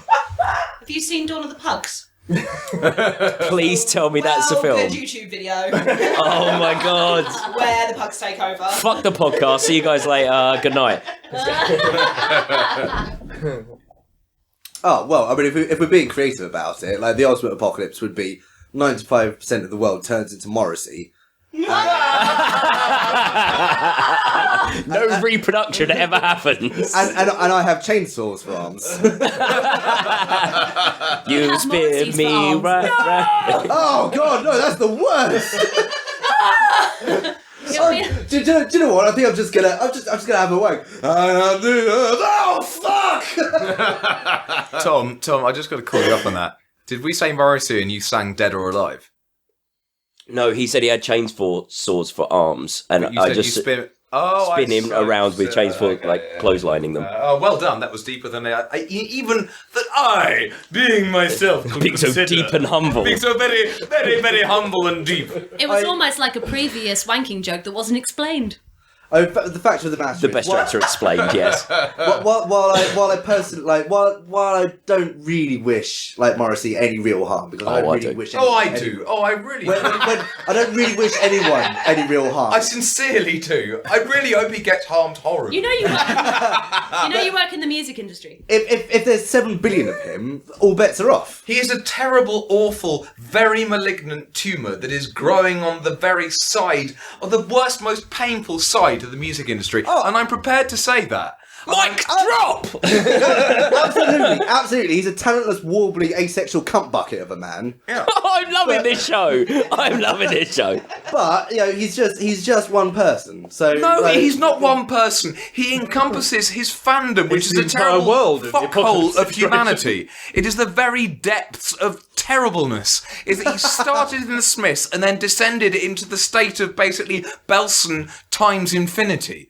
He is actually his own concentration camp against humanity, and he begins with him. Yeah, but what about Putin's face? No, I agree. Like a roasted potato. Morrissey is Phil Collins times Hitler. No, Phil Collins has... Divided by Genghis Khan. I'm sorry, but Phil Collins has some musical ability. I was once stuck... this is before hipster happened, okay? I was stuck in a house party. I was there before hipster happened. I was into hipster before hipster was even popular or even existed. I was there. I was there at a house party, and it came to that point at 3 a.m. when those that were still awake, which is divided very concisely between 2 sets of people: the ones that are A, on drugs, B, idiots. Okay? Okay, I was there waiting in the sitting room for something incredible to happen, and the idiots, put on the best of the Smiths, and they all sang along in the Morrisey voice, and it was and it spurned the point where News Thump, I think it was, Daily Mash, that even Morrissey's cat thinks he's a dickhead. Bravo. So, apocalypse stories. That sounds Right. apocalyptic. Oh, Tim would definitely press the big red button. What have you got Right. for us, sir? Wait. It did start with dreams, didn't it? It was an apocalypse dream. No, No, not at all. We got a Sorry. tangent. Oh, fuck it, whatever. I've got an apocalypse dream, so I'm going to fucking listen. Go. Now that's what I call Apocalypse 7. Now. Later. Apocalypse before. Origins of Apocalypse 5. Apocalypse After Hours 9. Too late. Warning 15. You're already asleep. The remix. Oh, I can't remember what I was going to say. No! Was Your it creative was it something apocalypse. to do with the Best of Apocalypse, the cover album? Oh, that's right. And yeah, I had an apocalypse dream that was actually pretty fucking creative. There was this weird fucking virus that attacked the floor and every surface. And if you were kind of on the basically in a dream, it was kind of like weird, almost digital in kind That's of all right amazing. angles, and it kind of hooped up off the floor, only by a few centimeters. But if you got trapped in it, it would absolutely obliterate you. So we're all wankered? No, we're not. Yeah, we are. Speak for yourself. Pass me the bells, I'll get on it. So no one can escape, but that sounds really, really insane. Yeah, and it was That really sounds really difficult to clever. run away because it literally could move through and on anything. So I found a car park in this dream, and there was a red Ferrari, stereotypical. Yeah, and Diolo likes his cars. Yeah. And I tried to get in. I can't drive, so I got in it. Like, right, I need to get away really quickly. There's the Ferrari. I'll get in. Get in. There are 7 foot pedals, all of which are about 5 centimeters wide. How the bloody hell do you push them? I'll take you out around the block a couple of times. You'll get it. with rickets.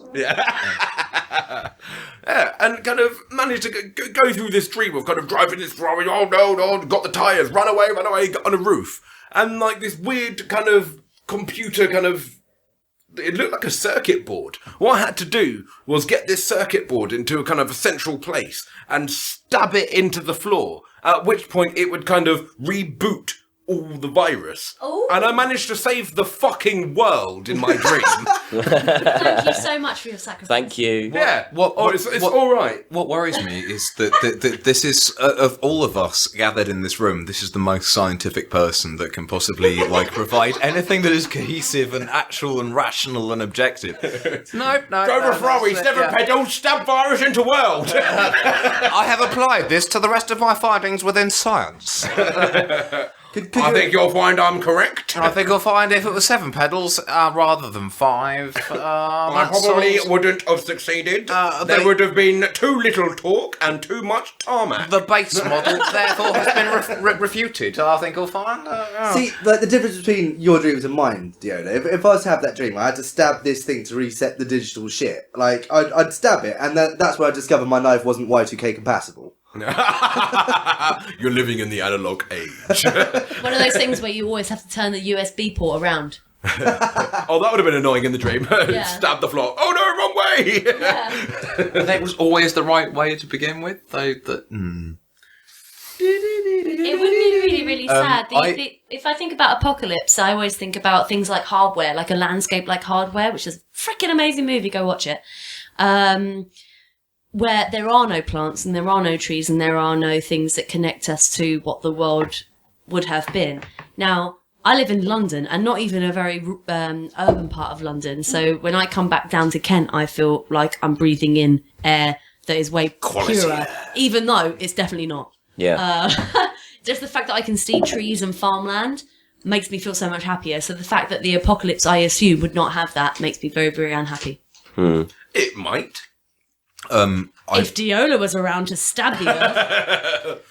Give me a circuit board, I'll save you all. Program with me if you want to live. I know now why you code. C double plus, motherfucker. C++, fucking hell. Right, so I had this I tried to detail this to my aunt and my mother very recently in a business meeting. I don't know why I'd be in that situation, but from the very early age, I've had this kind of visual realization or something like that. I don't know why it exists, but I go into a room, and one of the first things I contemplate, other than the people in it, is what would happen, immediately speaking, if that room were not gradually, but very immediately turned upside down. Where would everything lie? Where would everything go? You've told me about this before. Yeah. And I have no basis for this. It's not based on trauma or anything like that. It's just, I don't know why. I just have this kind of thing. So I have tried to understand where maybe this came from. And if I were to imagine an apocalypse, the first would be obviously immediate merciful release, which is a flash that would destroy the entire planet, and you'd never know. Like in the point in Star Wars where, what's the planet that the Star Destroyer does the business? Alderaan? Is it Alderaan? Or whatever. Yeah. And it's like, you're not going to know. You know, it's just like, as he says, it's like a million voices screaming and diddly-do and diddly-donk. Suddenly went silent. And diddly-do and blah. And they all, and actual quote. Yeah. Because Peter Cushing goes, "Let them have diddly-do." Engage diddly-do in Mark 3, 2, diddly-do. and Peter Cushing is thoroughly threatening in it, of course. But no, I just think that's the merciful one, which you're just not going to know. This is what I dreamt about. But the other one is more is it called, correct me now here, please, Joe, is it polar reversal or polar, essentially the entire planet swap. goes, and are you talking about magnetic poles? Yeah, that when the entire planet essentially goes, what you thought was now north is now south, and yeah, that's just a magnetic pole reversal. It does happen, I say, frequently, not in our lifetimes. right. But it's about to happen, though. frequent. Right. Yeah, So, So when that'll happen in the next maybe 1,000 years. or yeah. whatever. So when I was concerned about that, I started wondering about what that, because the recurring nightmare that I had about the room going and suddenly just being upside down, I tried to apply this to some sense of ridiculousness of actual physical reality, which is nonsense, of course. I mean, you do realise when this happens, like when the magnetic poles are reversed, all the magnets will fly off the planet. An insane clown posse goes, "Whoa! Whoa! What?" I fucking told you! They're magic, they're evil, they've got a purpose. No, I just figured it'd just be really interesting is this suddenly that like all matter on Earth would be jettisoned into, I don't know, just something that's unsustainable. And I don't subscribe to the whole concept of the zombie apocalypse thing is a cultural phenomenon. It's unique. It's uniquely cultural. From the basis of the understanding of thanatology and death and everything like that, that it is uniquely cultural principle. Yeah. But plus, it's an allegory for what humanity does to itself already. Precisely. And it's also a very contemporary system. One of my favourite like kind of examples of how cultural it is this whole kind of thing with 2012. The world's going to end at 2012 because the Mayans didn't like their calendar ends at 2012. Are we in purgatory? And well, no. Did you not know this yet? Purgatory is fucking cool. It's not. Have you seen Lost? Purgatory is overblown. Yeah, but at least I've if got this is Grumpy purgatory, Jack. fucking fine. if purgatory genuinely seriously means that for some odd reason in the next 2 minutes the entire world shuts down over these walls, yes, we will drive themselves, we'll go completely insane or whatever, but it's a good fucking start. Purgatory, doing a podcast for eternity. I'll sit the yellow light on. It'll be fine. In joke 759. Right, well done, mate. You've just done purgatory. Yeah. So, just to explain that to our listeners, we have in this room, our games room, which is also the room we end up basically getting smashed in. There is a yellow light, and when the yellow light goes on, there goes the weekend. And your week, perhaps month. Yeah, and if when you're the- lucky, and then month. And then the lasers go on, and then the smoke machine comes out, and it's just horrible. No, actually, no, it's lovely. It's brilliant. But every I think you'll find it's what I call home. oh god, guys, Jesus! Oh, sorry. So, has anyone got anything else to say, or should we finish up with? I think that Andy's looking in the Doom book. He has got a big book of doom in front of him with all Whopping the great apocalypse book of stories listed. Yeah, it's all the possible. think- It's all the possible impending dooms that are hypothetically possible. There's a lovely Cthulhu picture in somewhere. I don't know whether Cthulhu's in here. There's a lovely picture Then here I'm where not there's like a race of snowmen that are going to kill everyone. Even on the equator. Oh, let's talk about snowmen killing everyone. I've got a theory. Pink ice. I've got. Bloody Ola. Right. I've got a theory. I've got a theory that the snowman is just the tale of a child who's just been slipped some DMT. But why is that not the Sasquatch, though? Because Mitch Hedberg has this idea that basically the Sasquatch is just this wandering Neanderthal that is out of focus. So he's just blurry. just permanently wandering around this Canadian waste ground that he's just out of focus entirely. But You right, John? as we have touched on before, is that isn't it weird that all of these the zoological the cryptozoological stuff isn't it weird that there's no scientific accounts of these things appearing since basically cameras have been more prolific? I think we're going back to We're issue number going one. back to the first issue Recycle here. the topic. Right. Doom book. Did you have anything to add? Oh, His name's Andy. There's just too, Now known as Doom book. there's just too much doom in the Doom book. Doomsday book, almost. Yeah, it's Cool. absolutely everything. Fair play. Well, Next topic. should we finish up with something from the hot pot? See what we get. Yep, sounds good. Who go on, Tom? Okay. Hot topic, potty topic. Seriously though, what was the snowman? And just try and tell me that kid's not tripping balls. Speaking of which, the topic is addictions. Addictions. Addictions are shit. Yeah, but we're only human. We get addicted to sugar and love. Addicted to love. That's just yeah, I mean, I human suppose we nature. might as well admit it. It's just human We nature. are addicted to love. Ooh. You're gonna have to face it, mate. Totally addicted to love. Thank you. Thank you. But I have to say, we're probably all addicted to bass. Ow. Yes! Thank you. Can someone please comment? Can someone please comment on that? That's the only reason I know it is because I've never heard the original, but it's that there's a I'm all about the bass, no trouble. right. So that tune that I'm all about the bass. It's all about bums. It's about bums. Right. It's all about fish. Right. So is this congratulating? Oh, fucking fish! So what's this congratulating? Is this about like? Totally addicted to fish. That's No, bad. no, All about the bass, all the bass, all the... No, but it's No herring, all about the bass, all the bass. I don't know, like addiction's a weird one because like I quite often find myself flirting with it.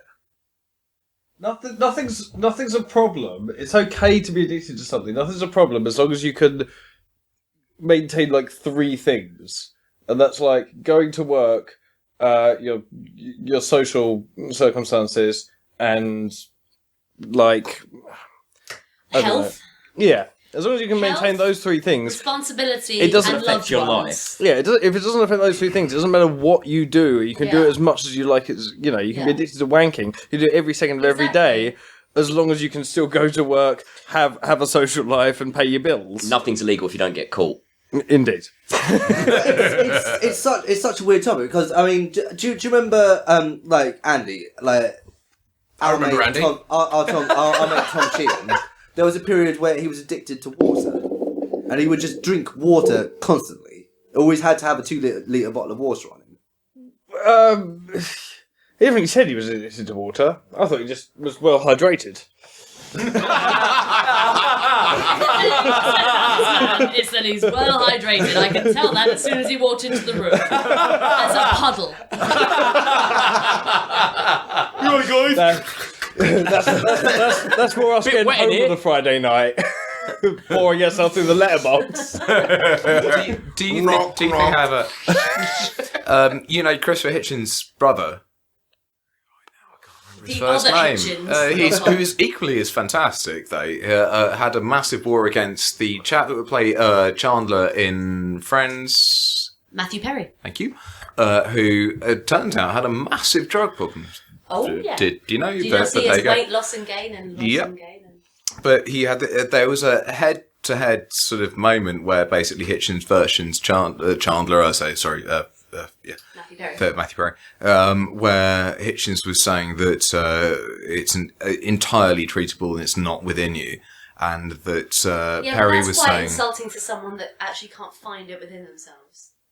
Well, okay, then do you think that therefore that we're saying about like for instance Russell Brand that you have this idea that he believes it's a disease. It's believed as a... On this point, I think like Russell Brand's actually quite on point about it. I think he's quite like addiction can be reduced if it's looked at as kind of as a personal disease rather than a social problem. But surely is it not an habitual thing? Can you be born with a predilection to? I don't know. Who is it? So I was talking to someone like last night. He kind of sees a therapist, and he mentioned to the therapist that he's got an addictive personality. And the therapist just said, "No, you haven't. It's a myth." And I was just going to say that is the addictive personality trope that is rather. I don't know. I mean, it's a weird, dark, horrible thing, but I think addiction is something that would be more easily solvable if it's kind of brought out the shadows. If it's not just sort of if people don't just go druggy or addicts, you know, if it's like if the help's available, if it's kind of easier to talk about. It's quite difficult as well because I when I think of addiction, I think of discipline. And you spend your childhood days kind of being taught by your school and your parents what discipline is and this is the way you should do things and stuff like that. Is it that when we're out in the world, we don't have that barrier from someone else, so we have to make that parameter by ourselves? Is that where addictions might fly free and not be monitored or what? I think regulated. I think it's probably a little deeper than that. I think it's you're right. Kind of when we're young, we're sort of taught right from wrong, we're and kind of like a barriered into it. But the issue with addiction is something we're not really taught is to kind of analyze why you do something. Because you can be addicted, as you say, you can be addicted to freaking pasta. Like, just wanting that, I've come home and I've got... But then you also have Russell Brand saying that he's addicted to sex. Yeah, which again is a weird topic because that's pasta. Yeah, that's one that splits the psychological community in half, saying, oh no, sexual addiction is a thing, sexual addiction isn't a thing. But why is that invalid and, I don't know, it's just... Because I think it relies on your definition of addiction. And again, it kind of comes back to this idea of kind of understanding why you do what you do. Well, then, for me, what I object to is the idea when people say, I've got an addictive personality. Have you ever met someone that doesn't have an addictive... It's like saying about you have dry humour to someone who's had wet humour. Like, if someone says that they have an addictive personality and therefore it's justified that I do this, that, or the other drug, it's like at the same time being like, well, do you have a non-addictive personality? Because there must be that difference. There has to be that differential. There has to be like the flip side of that. Yeah, and you know, and there are, you know, I know people who just do a bit of whatever, and then that's that, and then they kind of get on. Well, with you things. say that as anyone that's ever had heroin. I imagine there are probably those people there probably are, you know, a select few who've attempted heroin. Everyone like, that was all right, but I don't really want. Everyone I've ever met that has ever had heroin has always, categorically, everyone I've ever met that's had it has always explained it going, I just did it, it's the word just, I just did, no, or that, or duh, or duh, or duh, duh, duh, duh. Other than maybe 1%, which is the Glaswegian, being like, I definitely did this because of this. But however, the majority of the people that I've ever known that have done heroin have just said, I just did it on the weekends, or I just did that, or whatever. And true enough, they're a smackhead. Comedy podcast! Yay! Well, I mean, like, yeah, you kind of. I don't subscribe to the idea that there's such a thing as an addictive personality, because to be honest with you, if you like something, you do it more. Well, no, absolutely, but you can also say there are definitely other substances. There are substances that are more addictive than others. For instance, hallucinogenics, as a rule, aren't particularly habit forming. Okay, then let's just say that you're maybe a degree of celibacy or anything like that. You could say that you're an addictive personality, therefore that you think about sex. The difference is there's two different types of addiction, surely, are a chemical addiction or a psychological addiction. But you're or aware a habitual addiction.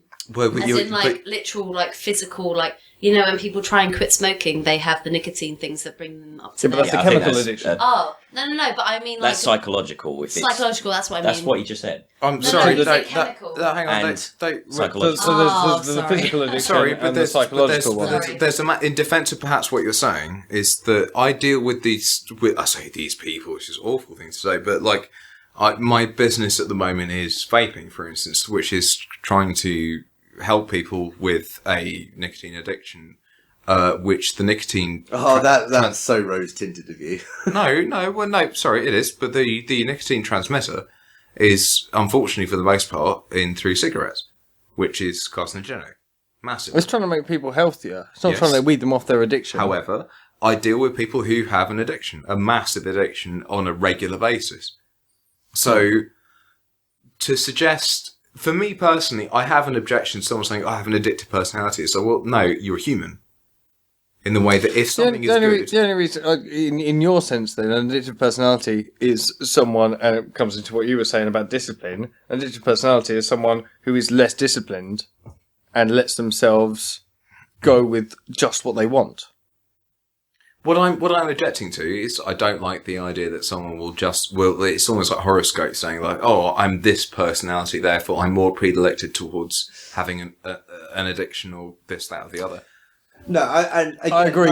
Don't listen to horoscopes. I think we're talking around in circles now. No, I mean, I think like what we're approaching here is a slightly different topic, which is cognitive bias. You know, yes, you're entirely right. Yeah, absolutely. It's kind of we create these little things to say about ourselves, which kind of justify this or that, which actually, thinking about it, isn't necessarily cognitive bias, but it's. No, but it's based around that principle of basically like sort of someone believes themselves to be justified because they have a certain type of personality which justifies their own vice.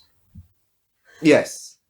And I have a complaint against that in the saying of, like, I believe all humans have a predilection towards something that they feel nice over. And on that note, I will say that I'm addicted to podcasts because I listen to them 24/7 if I get the chance. Because they make me feel nice. Cool, alright. Topic done. Sweet. Shall we... Thank fuck for that. Shall we try our luck at one last something? See if we get one last topic, and we'll call it a day. Yeah. Let's have something from Potluck. Do you know what? I actually quite enjoyed that discussion. I thought that was actually very. Oh, hello. Here's one from Paula. Yay! Hey, Paula. How you doing, girl? This is a good one. What is your least favourite word and why? Oh, I used... Well... Now, I used to know a girl who stop. hated... Who was it? It was Andy, discipline incarnate. Brilliant. Andy, our friend Loz, was it? Used to hate the word moist. Oh, I've met a few people who hate the word moist. This is a Yeah. common I know one. plenty of people that say that. It's quite often women. ridiculous. They don't like the word moist, and I quite often find that in the Venn diagram they cross over with people who don't like the word gusset. I know many men. I know men that don't like the Or word almost seepage. voice and also vagina, but I think that's familial. I think that's just some weird. Should we do round the table? A lot of this is cultural as well.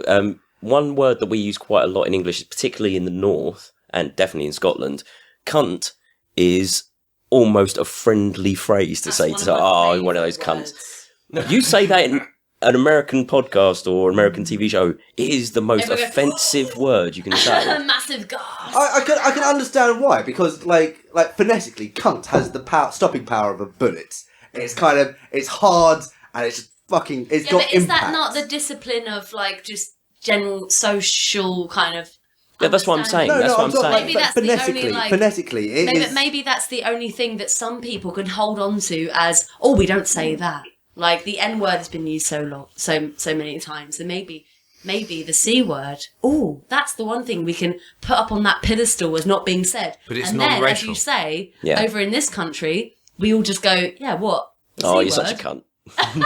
I love you, cunt. Exactly, but it's not as harsh. It's also non-racial. I have a friend of mine from my father's friend that's a family friend who has unfortunately mistaken. She loves the word twat. She's Swedish. She thinks that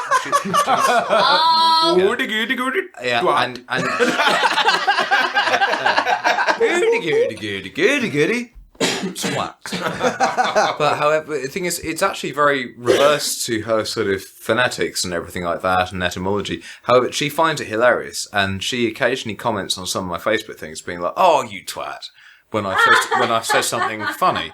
Now, I will admit, of course, sometimes, or most times, I'm a terrible twat on Facebook. But when she comments going like, "Oh, you twat," how does one say as It a could British be person 9 being a.m. like, in the morning, you've just woken up and you're And just be sitting like, there going, "Oh, what I shit." said was so heartfelt the day before. Someone's just said, haha, twat. Yeah. Yeah. However, my cousin, who is English, just recently was like, I just put something irreverent and silly. I was like, douche, smiley face. Ah. So now we have a foreign word, as in like douche, as in shower in French and stuff like that. And I took exception to it going douche because it's an American meaning, which is like, douche. Basically a contraction of douchebag. Yeah, precisely. Which suddenly, when she used it, was like, are you saying I'm a terrible douche in saying that? Because like, my friend was saying, it's like, oh, you're a bit of a twat. It's like, it leaves it for me to go, sorry, Anita, but do you know what you're kind of saying in that? It's a bit like saying, as if you were, I don't know, South American or whatever, and it's like, oh, if I say cunt. My ex-flatmate used to use the word cunt liberally because he thought it was very funny. Do you like your cunts liberal? I love my cunts But liberal. when we had to, when we had to, I like mine Republic. a democratic cunt, motherfucker. My cunt better have a gun in it. The South has never breeded a cunt, motherfucker. Don't you push that clip trigger! Goddamn Second Amendment. The thing is, like, regardless of its meaning, I genuinely love all words. Like, phonetically, I love all words. It's contextually that I start having problems. Then can I put, sorry, Tom, but it's just, sorry, I completely cut over you there. Sorry. But I'm used to it. If we're saying about Louis C.K.'s point about the N-word in the way of, like, there are now actually genuinely blog reports where they write it's like asterisk N/word end asterisk. Now, in Louis C.K.'s point, in that what that's doing is implanting the full word in your brain. It's making you be racist by thinking the word. Right. So is that a reasonable use of it? Is that a, like, can you refer to that and everything? Now, if I this is going to be horribly topical to say, if I say the word no again. I heard what you said. Well done. But if I say that, but then I say the N word, apparently me saying the N word is like a differential sort of, like, I'm deferring down to, like, someone that has said something worse than I would ever deem to. Yeah. It becomes less offensive. But nevertheless, it is still the N word. Now, I watched recently for the I think second or third time that watched Django Unchained. Where you have a ton of white actors using that word on a regular basis, and it makes me wonder what it was like on the film set. That at what point joining of black and white actors, at what point does someone go, I'm really sorry, but that's a bit much? Apparently, Leonardo DiCaprio in that film had a bit of a problem with it. He really wasn't happy with the fact he had to say it a lot. Wow. But then again, they're all professionals. They're all there to do the job. Yeah. They all This know is it. what's going to This is it. happen. I mean, They've read the script. And then it also says that if you play Macbeth, then you're going to be happy being a murderer, or if you're going to be it's a profession. It's No, it's exactly. I mean, in something like acting, it's so subjective. Well, yeah. I mean, you could go and look at sex scenes in movies. Adultery's wrong. Half of those actors and whatnot are going to have partners. They're still doing it because they're professional, and at what point it means nothing. adultery? Well, that's the whole reason It why means nothing. the lead Like the N-word. actor in the new 50 Shades of Grey, he's turned around and said he's not doing the other two. His wife wasn't happy with it, basically. Yeah, she didn't watch any of it. She didn't watch any of it. She doesn't want She him was doing it. so upset with the PG-rated But now sex scenes. also Eva Green has said that in her I'm getting the vapours. You mentioned her name. But Eva Green has said that rather fascinatingly, which is I have to admit that she's not I don't find her that attractive. Your cup of Earl Grey. Yeah, If but- I have anything to do with it. But she has said that her family that they don't discuss the films that she's naked with it, and It that, is and very that they don't strange watch it. That to do that. That's I mean, a weird job, right? yeah, I mean, but then that's slightly the sad thing about it is that sometimes women are sort of expected that they will do a nude scene at some point. Like, really? Like, why is that? And then to your family, is that different? Is that, like, does that mean that you shouldn't be naked in front of your family? Is that your least favourite word? Family. Yeah, that's back to the topic. No, all right, okay. So I mean, to go back to what I was saying, like, but phonetically, I have no problem with any words. I think all words are great because in the end they're just words. It comes down to context. I was going to say Context. Ooh. I was going to say. I was going to say. Like, Sound like the fifth from catchphrase. Say what you see. I was going to say. Bitch is actually kind of getting a bit dicey for me Not at the very moment, nice, yeah. but only when used in kind of sort of, for instance, the Twitterverse. When it basically any time when Emma Watson says anything, she gets like a bunch of people commenting on her Twitter saying, "You fucking bitch, you bitch." That was kind of at that point, kind of bitch is becoming a bit of a thing. But that's not my least favourite word contextually. Contextually, my least favourite word ever at the moment is literally. Very good point. People just. That's a social aspect, though. So I mean, I'm sure you've all met them. There are these people who will say, you know, they use fuck as basically punctuation. You know, Hello. fucking, I was doing Over this here. the other day. This fucking cunt came out and fucking did this and fuck me, fucking fuck. And I've known a couple of people who do this with the word literally, and it drives me insane. Does It drives me. Does it like driving you Oh, yeah. Literally, I know literally what you mean. it's the replacement of the Literally. word metaphorically with the word literally. Yeah. And it's kind of done figuratively. Figurative. Oh, sorry. However, the whole thing of like as I just did, my God, like I think it was Iggy Azalea, Iggy Azalea. Yeah. Azalea, Iggy.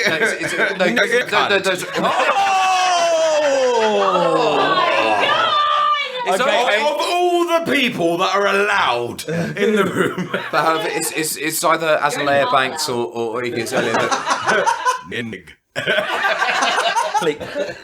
Right. So apparently, it's either Azalea Banks or Iggy Azalea that was saying that the use of like in that vernacular is apparently a comma.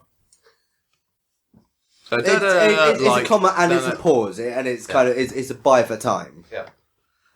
Yeah, I see it as being another way of going. The thing is, like, people using like that hasn't changed the way I use like.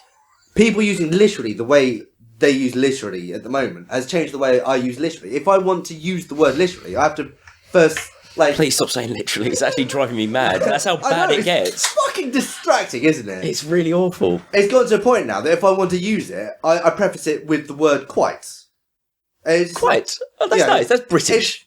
It's like, using it in a sentence, I have to go, this quite literally angers me to a point of distraction.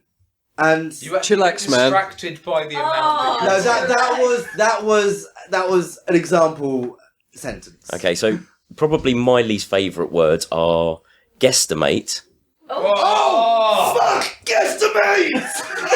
I fucking hate that word. He's an angry hippie. Oh, I revoke everything I've just said in order to damn, guesstimate, and chillax to the very depths of hell. I hate them so much. Can I do one more with a corporate thing? Diarise. I don't know diarise. I've got if you've ever worked in there's this Kel and I are agreeing on this point. I'll tell you what, I agree with you. I'm gonna diarise that. I still don't know what it means. Yeah, what does diarise mean? Diarise means that basically you will enter it into your e-calendar. Oh, okay. Yeah. But you'll diarise it to take this conversation offline. Oh, diarise.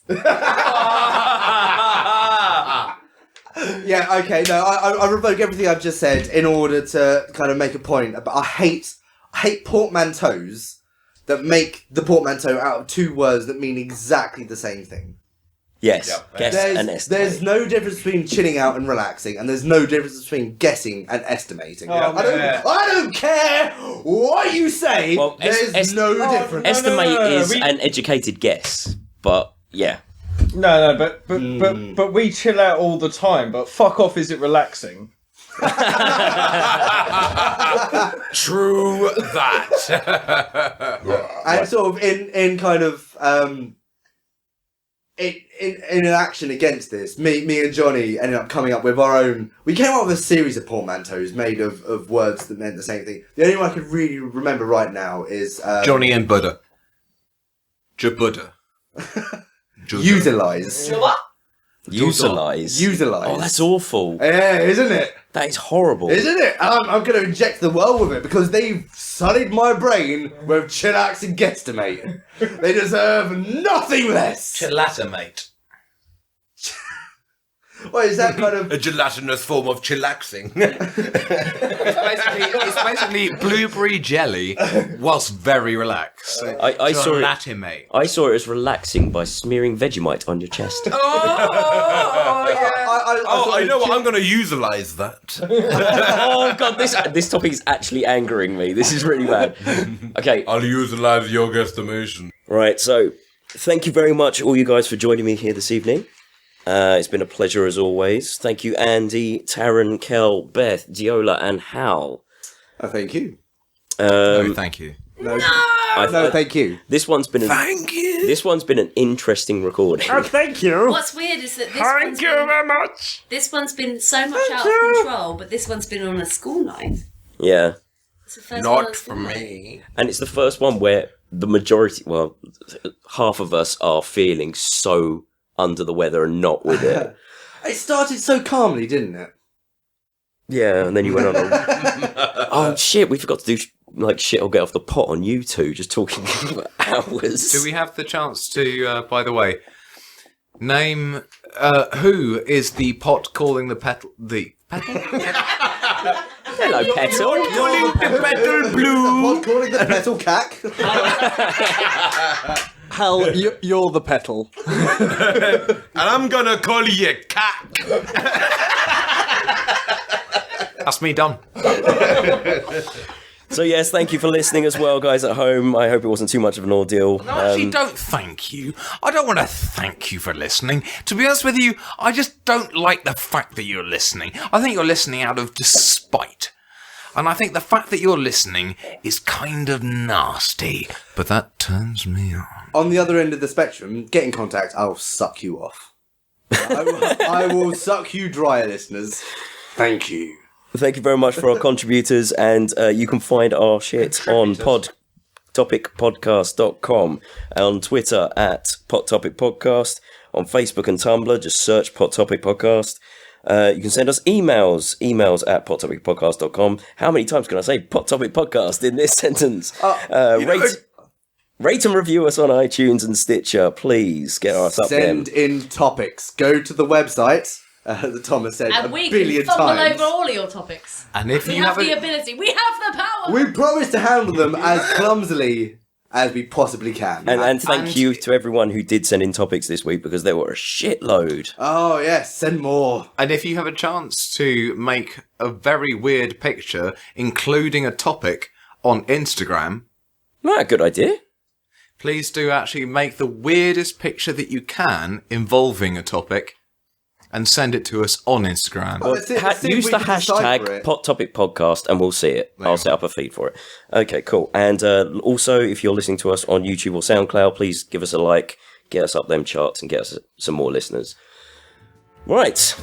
Nighty night, lovelies. Lovely. Good night, Lovely everyone. spending my evening with you. Good nighting, nighting, nighting.